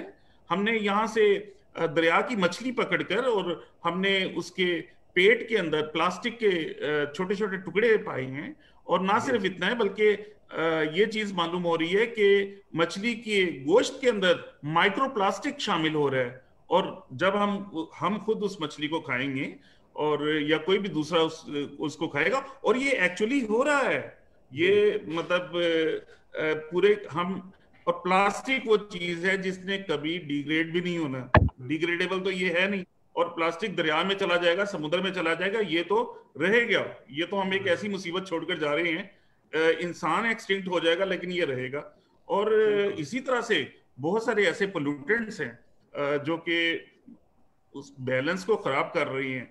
और पोल्यूटेंट्स के जो केमिकल्स का साइकिल्स होता है, इसको हम बायोजियो केमिकल साइकिल्स कहते हैं, तो उस साइकिल्स के अंदर हम खामखा का पंगा कर रहे हैं, उसके अंदर हम इंटरफेयर कर रहे हैं और उसको हम चीजों को बहुत ज्यादा खराब कर रहे हैं। तो जरूरत इस बात की है कि जैसे कि मिर्जा साहब जैसे लोगों ने सारी उम्र रिसर्च करके आपको बताया कि किसी जानवर का क्या बिहेवियर है, और उन स्पीशीज का हम एहतराम करें, अगर वो हैं तो हम हैं, और उनके रवैये को भी समझें। और हम अपने, देखिए वो तो उनको जितना शाऊर है वो है, ये एक्चुअली जिम्मेदारी हम पे बनती है कि हम से एडजस्ट करते हैं उस स्पीशीज के साथ। हमें को एग्जिस्ट करना है, क्योंकि अगर ये अच्छे से सभी लोग यहाँ पे जानते हैं, जितने बड़े बैठे हुए हैं और असातिज़ा बैठे हुए हैं बहुत सारे यहाँ पे, तो हम लोग अच्छे से जानते हैं, जो हम आज बच्चों को बता देना चाहते हैं कि अगर वाइल्ड स्पीशीज एक्सटिंक्ट हो गई और ये ना रही, तो यकीन कीजिए कि इंसान भी जिंदा नहीं रह सकता, क्योंकि हम सारा का ही हम इस पूरे इकोलॉजिकल साइकिल का हिस्सा है, और हम सारा का सारा इन्हिसार ही इनके ऊपर कर रहे हैं। बिल्कुल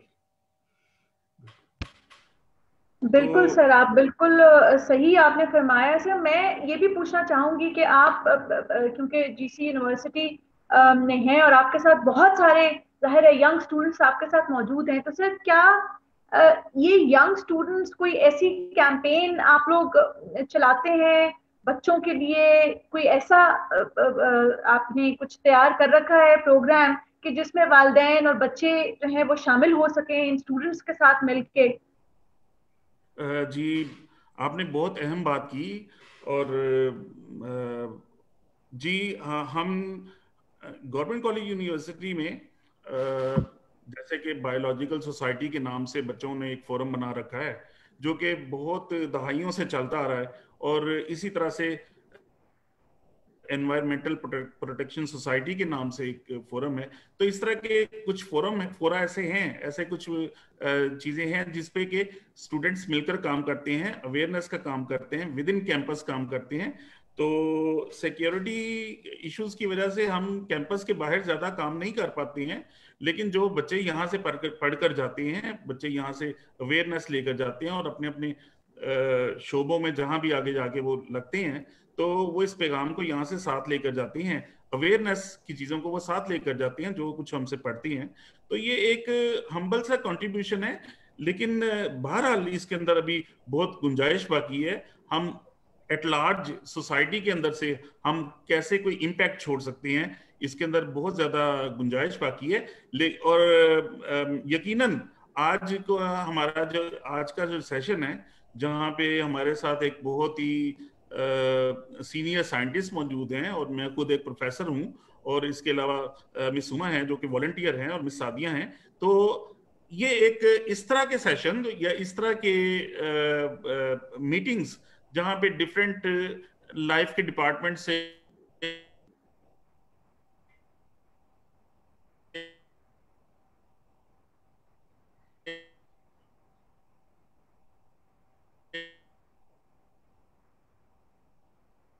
मेरा ख्याल है कि दोबारा से इंटरनेट का इशू हो रहा है, लेकिन हुमा जैसे अभी डॉक्टर साहब ने बात की बच्चों के हवाले से, तो मेरा ख्याल है कि हमें, क्योंकि हमारे तो क्योंकि हमसायों में थे यूनिवर्सिटी गवर्नमेंट कॉलेज, तो वहां पे आना जाना भी रहता था और हरियाली सब्जा देखने के लिए हम वहां जरूर जाते थे, क्योंकि हमारे डिपार्टमेंट में इतनी हरियाली सब्जा नहीं था जितना वहां पे था।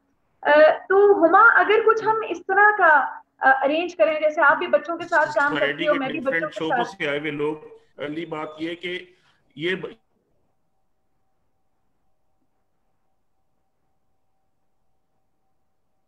मेरे ख्याल में ड्रॉप हो गई उनकी कॉल।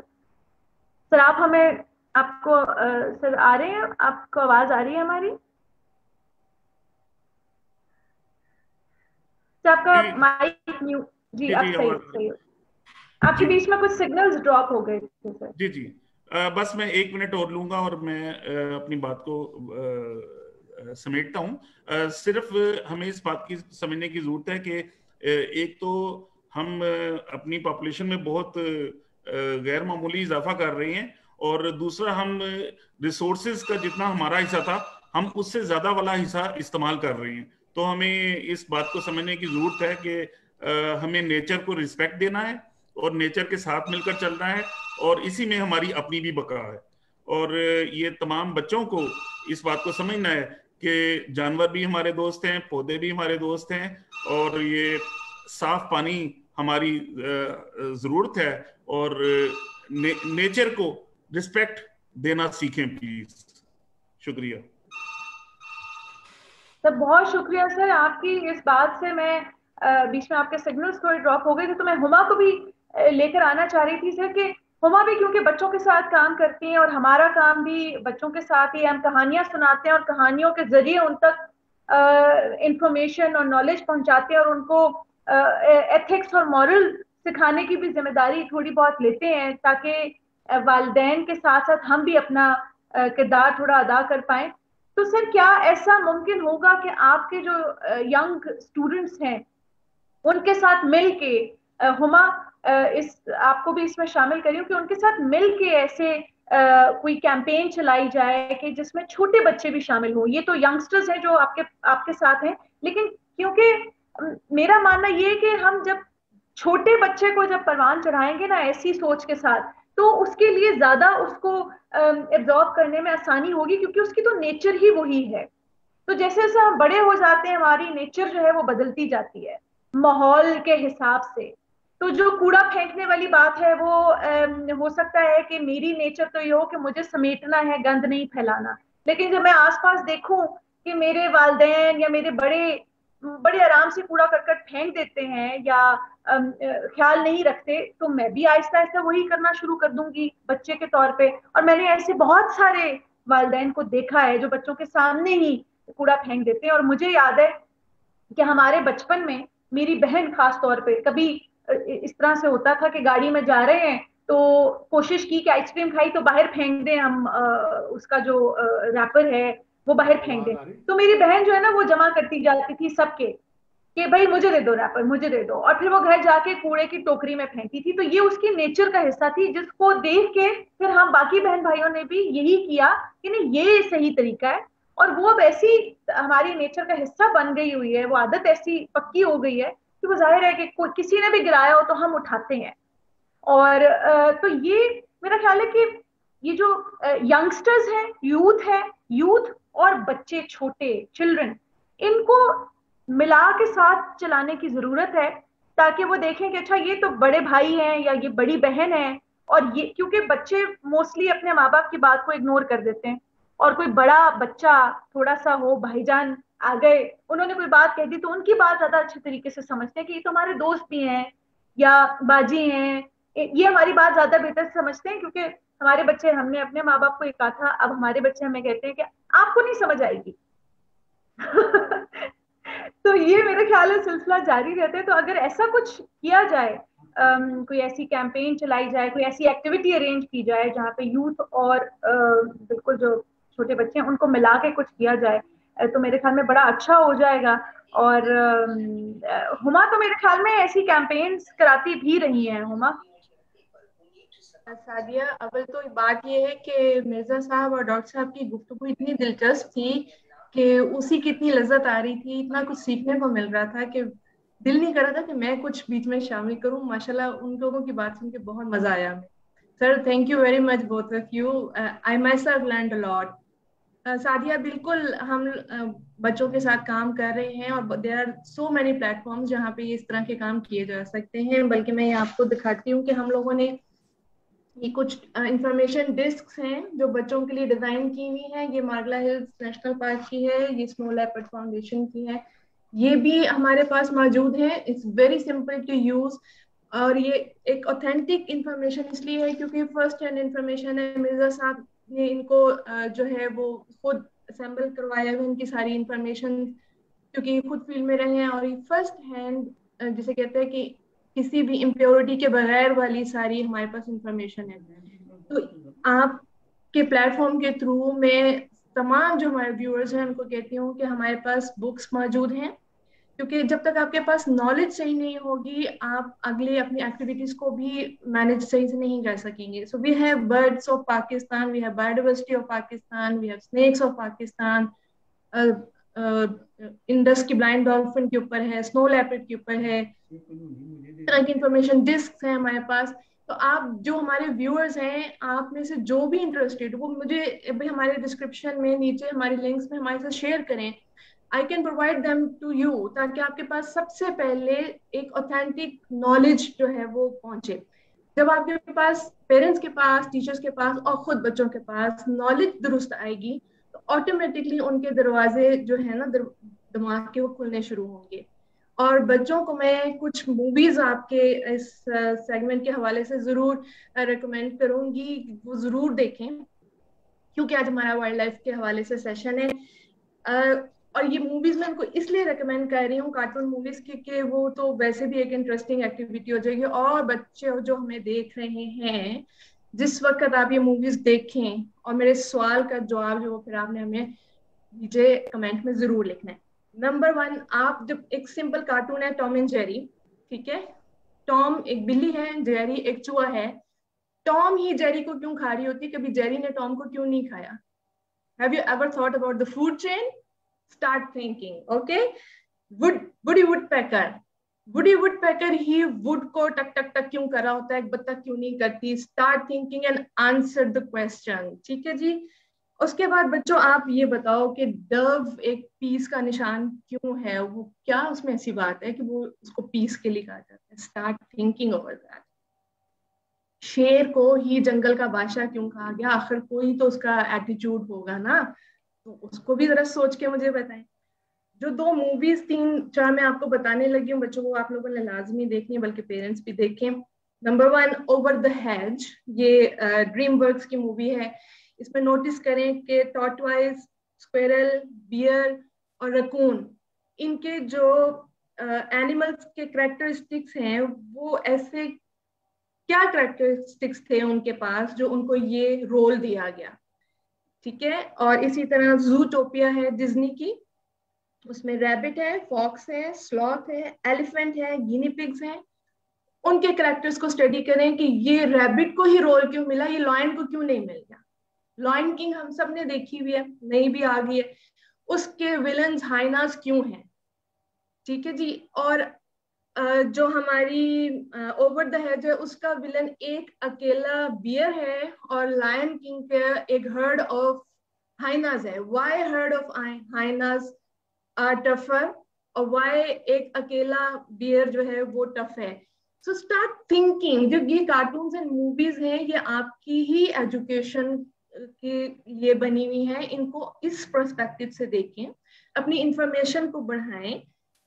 हम यहाँ पे हमेशा आपके लिए हाजिर हैं, हमारे पास ये बुक्स हैं, आप लोग जब भी चाहें मुझसे, अगर आपको बुक एक्सपेंसिव लगती है आप मेरे से फोटो कॉपीज में ले सकते हैं। जिस वक्त आपकी इंशाल्लाह एजुकेशन प्रॉपर डायरेक्शन में होएगी तो आपके दरवाजे खुद ही खुलेंगे, ऑटोमेटिकली आप वो काम कर सकोगे जो कि वाइल्ड लाइफ की प्रिजर्वेशन के लिए और कंजर्वेशन के लिए आपको करना चाहिए। क्या बात है हुमा, आपने तो बिल्कुल ही एक नया पर्सपेक्टिव दे दिया इन फिल्मों को भी। और मैं हमेशा से अभी जैसे सर मिर्जा भी बात कर रहे थे, डॉल्फिन की जब बात कर रहे थे और वो कह रहे थे कि वो कैसे अपने सिग्नल्स भेजती है, कैसे उसे पता चलता है, तो मैं साथ साथ एनिमेटेड मूवीज के बारे में ही सोच रही थी, क्योंकि उसमें अक्सर वो बेशतर ये होता है कि वो दिखाते हैं ऐसे श्वाएं निकल रही हैं और उनको पता चल रहा है डॉल्फिन्स को कि अच्छा यहाँ से अब ये इस तरह से आवाज आ रही है और इस तरह। तो मैं वही उनकी बात करते करते मेरे दिमाग में वही आ रहा था और अब आपने आगे उसी बात को चलाया और ये बहुत ही इंटरेस्टिंग पर्सपेक्टिव है। और एक एक मेरा सवाल है, आप जो स्टिल लाइफ से यहाँ तक का सफर कैसा रहा आपका? डिपार्टमेंट में जो पेंटिंग होती थी, और ये मुझे याद है तब भी आप साथ साथ ये किया करती थी अंकल के लिए, इस तरह से इलस्ट्रेशंस बनाती थी, मुझे तब भी याद है। लेकिन वो पेंटिंग का जो आपने डिग्री हासिल की और उसके बाद ये, और कैसे आपने अपनी प्रोफेशनल जो डिग्री थी उसको प्रोफेशनल लाइफ के साथ किस हद तक वो आपके काम आई, और इसके बारे में भी कुछ बताइए।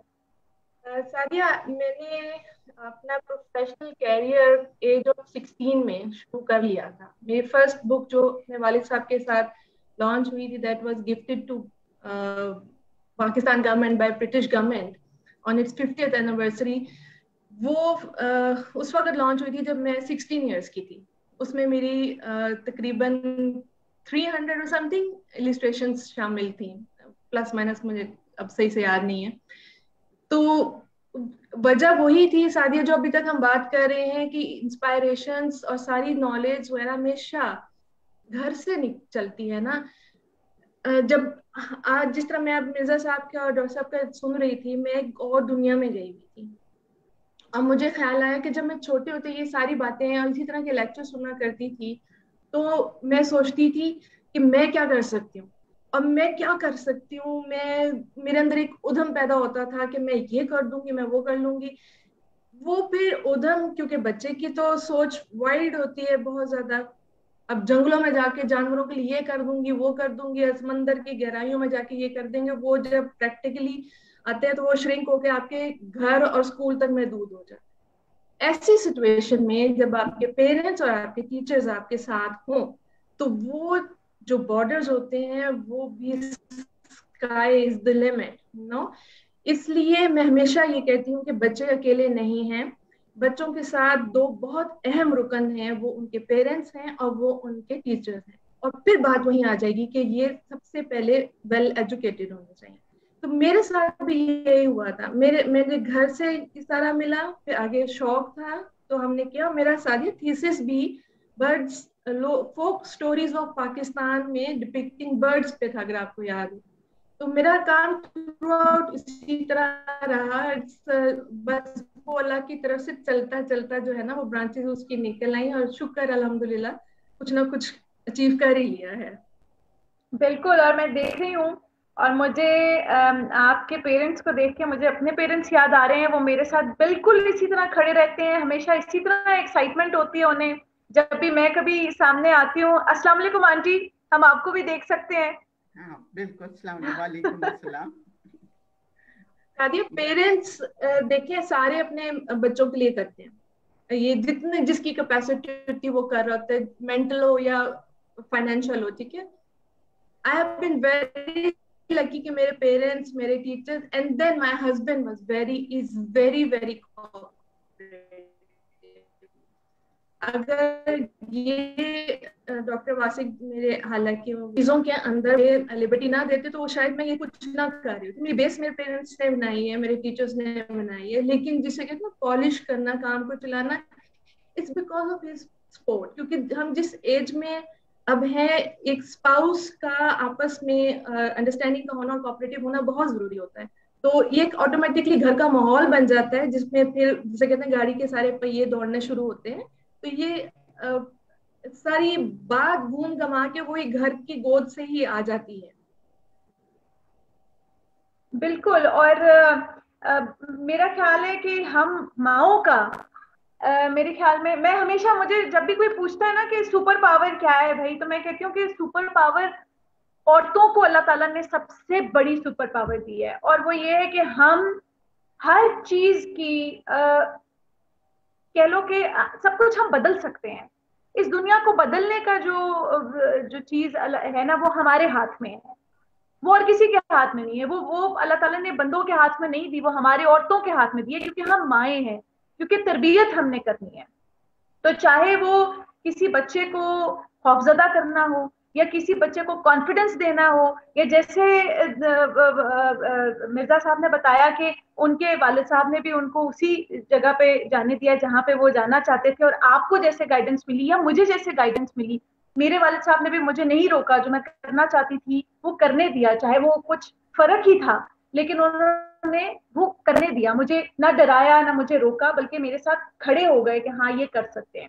और आगे हमने भी अपने बच्चों को वैसे ही करना है। और जैसे याकूब साहब ने कहा कि ये जो कूड़ा करकट है या माहौलियाती आलूदगी है, इसके अंदर भी पेरेंट्स का बहुत ज्यादा रोल है।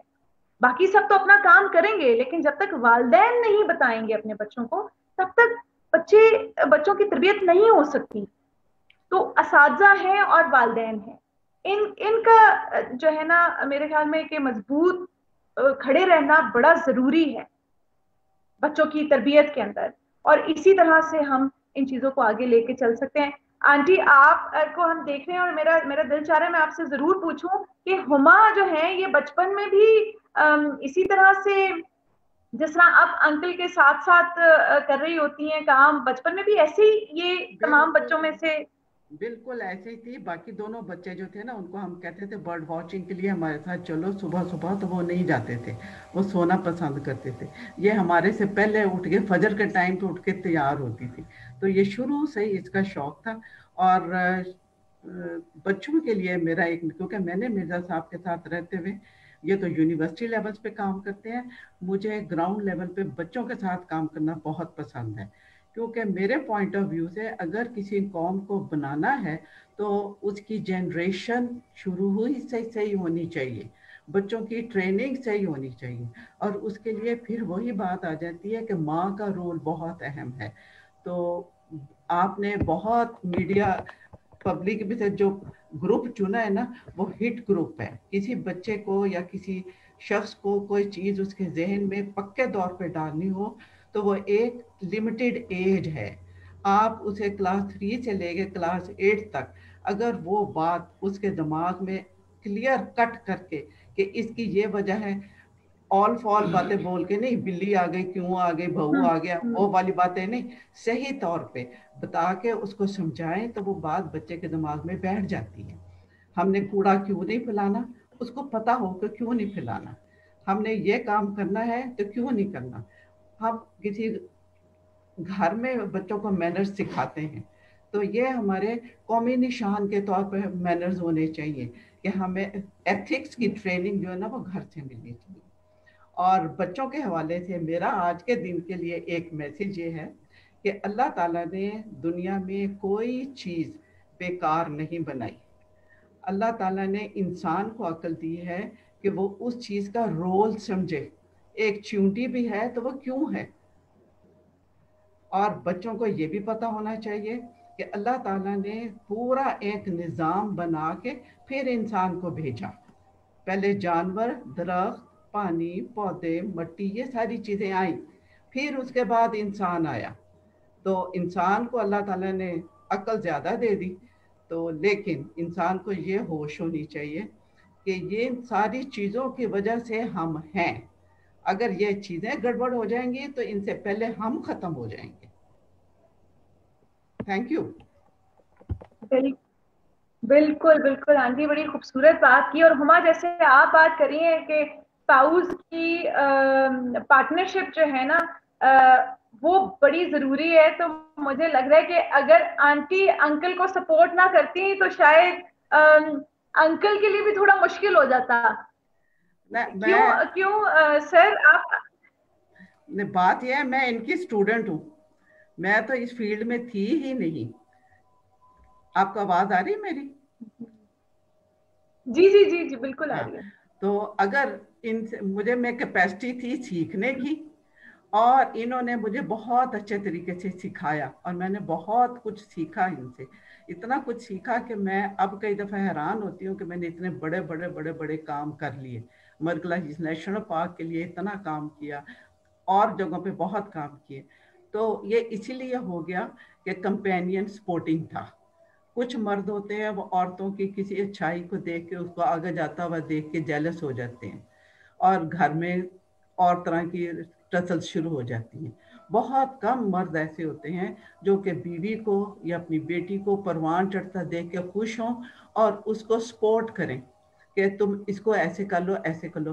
तो मैं बहुत लकी हूँ इस हवाले से, मुझे अल्लाह ताला ने ऐसा शौहर दिया कि वो जिस फील्ड में हैं उन्होंने मुझे भी उस फील्ड में लगाया, और मैंने अपनी सोच के मुताबिक वो मैसेज आगे कौम को कन्वे किया। ये अपनी उसके मुताबिक कन्वे करते हैं। और रही बात स्पाउसेस की, जब तक वो कोऑपरेटिव ना हो कुछ हो ही नहीं सकता। ये तो पक्की बात है। घर का माहौल बहुत डिपेंड करता है, खास तौर पे औरत को आगे जाने के लिए। औरत के लिए घर में किच किच वाला माहौल हो, जैसे हमारे माशरे में है अक्सर घरों में, तो उसकी वजह से बहुत सारी चीज़ें कॉम्प्लिकेशंस पैदा हो जाती हैं, और उसकी वजह से एक औरत अपने बच्चे की परवरिश भी सही नहीं कर पाती। जब तक दोनों मियाँ बीवी का साथ ना हो, आप बच्चे की परवरिश सही नहीं कर सकते। तो ये एक बहुत इम्पोर्टेंट बात है कि मुआशरे की डेवलपमेंट ऐसी होनी चाहिए कि उसमें, मेरा तो ख्याल है कुछ बल्कि ऐसे ट्रेनिंग सेंटर होने चाहिए।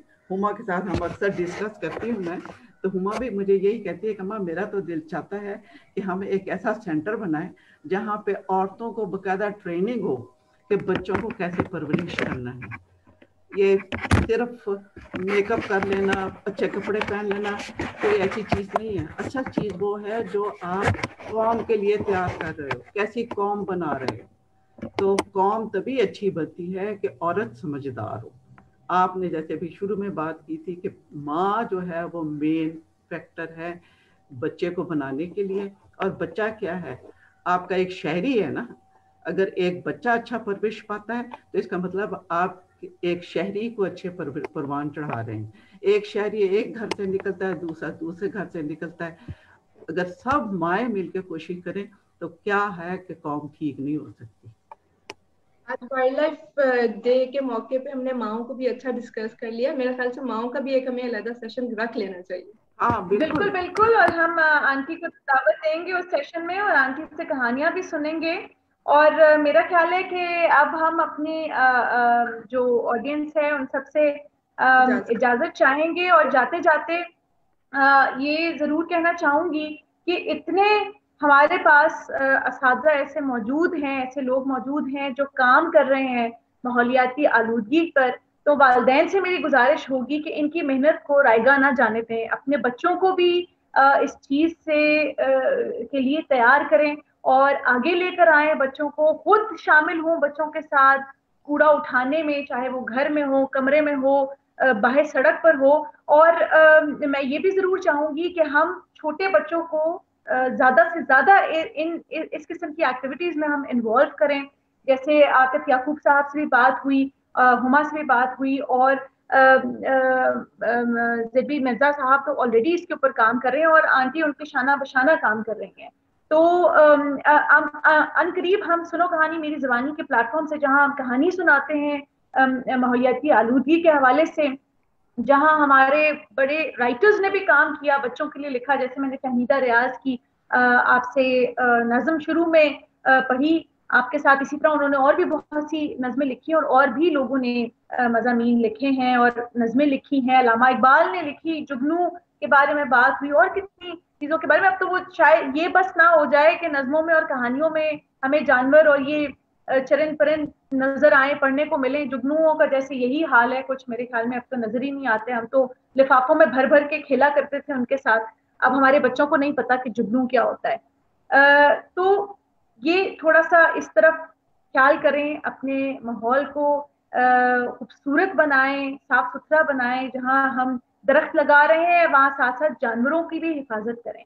अनकरीब सुनो कहानी मेरी ज़बानी पे ऐसी एक्टिविटी आप लोगों के लिए लेकर आएंगे हुमा के साथ मिलकर, और हो सकता है कि डॉक्टर याकूब साहब को भी बीच में शामिल करें ताकि उनके जो यंग स्टूडेंट्स हैं वो भी आके कोई एक्टिविटी कराएं। और सर मिर्जा सर, आपसे तो हम सेशंस रिक्वेस्ट करेंगे कि हम ऐसे कुछ सेशंस हम आपके साथ जरूर रखा करें ताकि वालिदैन जो हैं उनके अंदर जो ये अवेयरनेस है वो पैदा हो। वालिदैन में पैदा होगी तो बच्चों में भी पैदा होनी शुरू हो जाएगी। आज का सेशन मेरे लिए इतना इंफॉर्मेटिव था। मैं अब अपने बच्चों को जाके ये, क्योंकि रोज मुझे रात को पारसा को कहानी सुनानी होती है, मेरी जो छोटी 3 साल की बेटी है, तो आज मेरे पास बहुत सारी कहानियां सुनाने के लिए। बहुत शुक्रिया आप सबकी आमद का, और जाने से पहले अगर आप कोई पैगाम देना चाहें तो। आपका बहुत बहुत शुक्रिया। आपने एक बहुत अच्छा मिशन शुरू किया। अल्लाह मियां आपको इस पे कामयाब करे। आमीन, सब में आमीन। बहुत बहुत शुक्रिया आपका सादिया साहिबा, उमा साहिबा और मिर्जा साहब, बहुत शुक्रिया। बहुत आज सीखने को मिला और आपके साथ शेयर भी किया।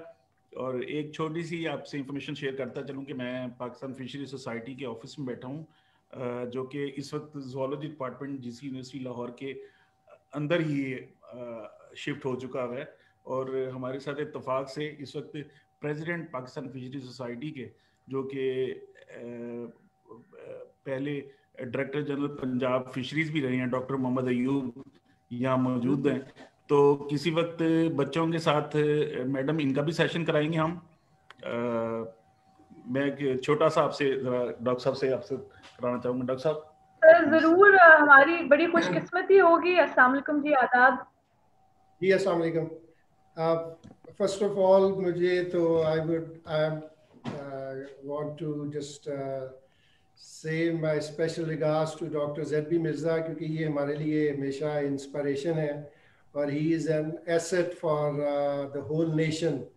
क्योंकि जब हम यहाँ स्टूडेंट थे GCU में, तब से we have been deriving inspiration from him। और during my tenure as DG हमारी वतन फतन से मुलाकात होती रही, और he was so kind। हमारा जो चश्मा में एक हम एनुअली करते थे एक इवेंट, एक सेमिनार, वहाँ भी ये तशरीफ़ लाते थे। तो it's very nice to see him again. और जैसे डॉक्टर आतिफ ने कहा, अभी मेरी जस्ट आई एम लिविंग, मेरी मीटिंग है भाई VC के साथ, तो I am now here as a visiting faculty. तो I would be glad to, क्योंकि ये जो वाटर स्पेशली और वाटर रिलेटेड इश्यूज हैं, पोल्यूशन है, ये एक सॉर्ट ऑफ मेरा मिशन है। तो मेरी आज ही मेरी फैमिली के साथ सॉर्ट ऑफ हो रही थी कि जी why don't you apply for such and such position and why you are just sitting in GCU। तो ये GCU में actually I am sitting as a mission, और whatever I can impart to the students or whatever research I can guide here। So thank you very much जी। अल्लाह हाफिज़। Thank you madam, thank you sir, thank you very much. बहुत शुक्रिया, अल्लाह हाफिज़। बहुत शुक्रिया सादिया, बहुत शुक्रिया। और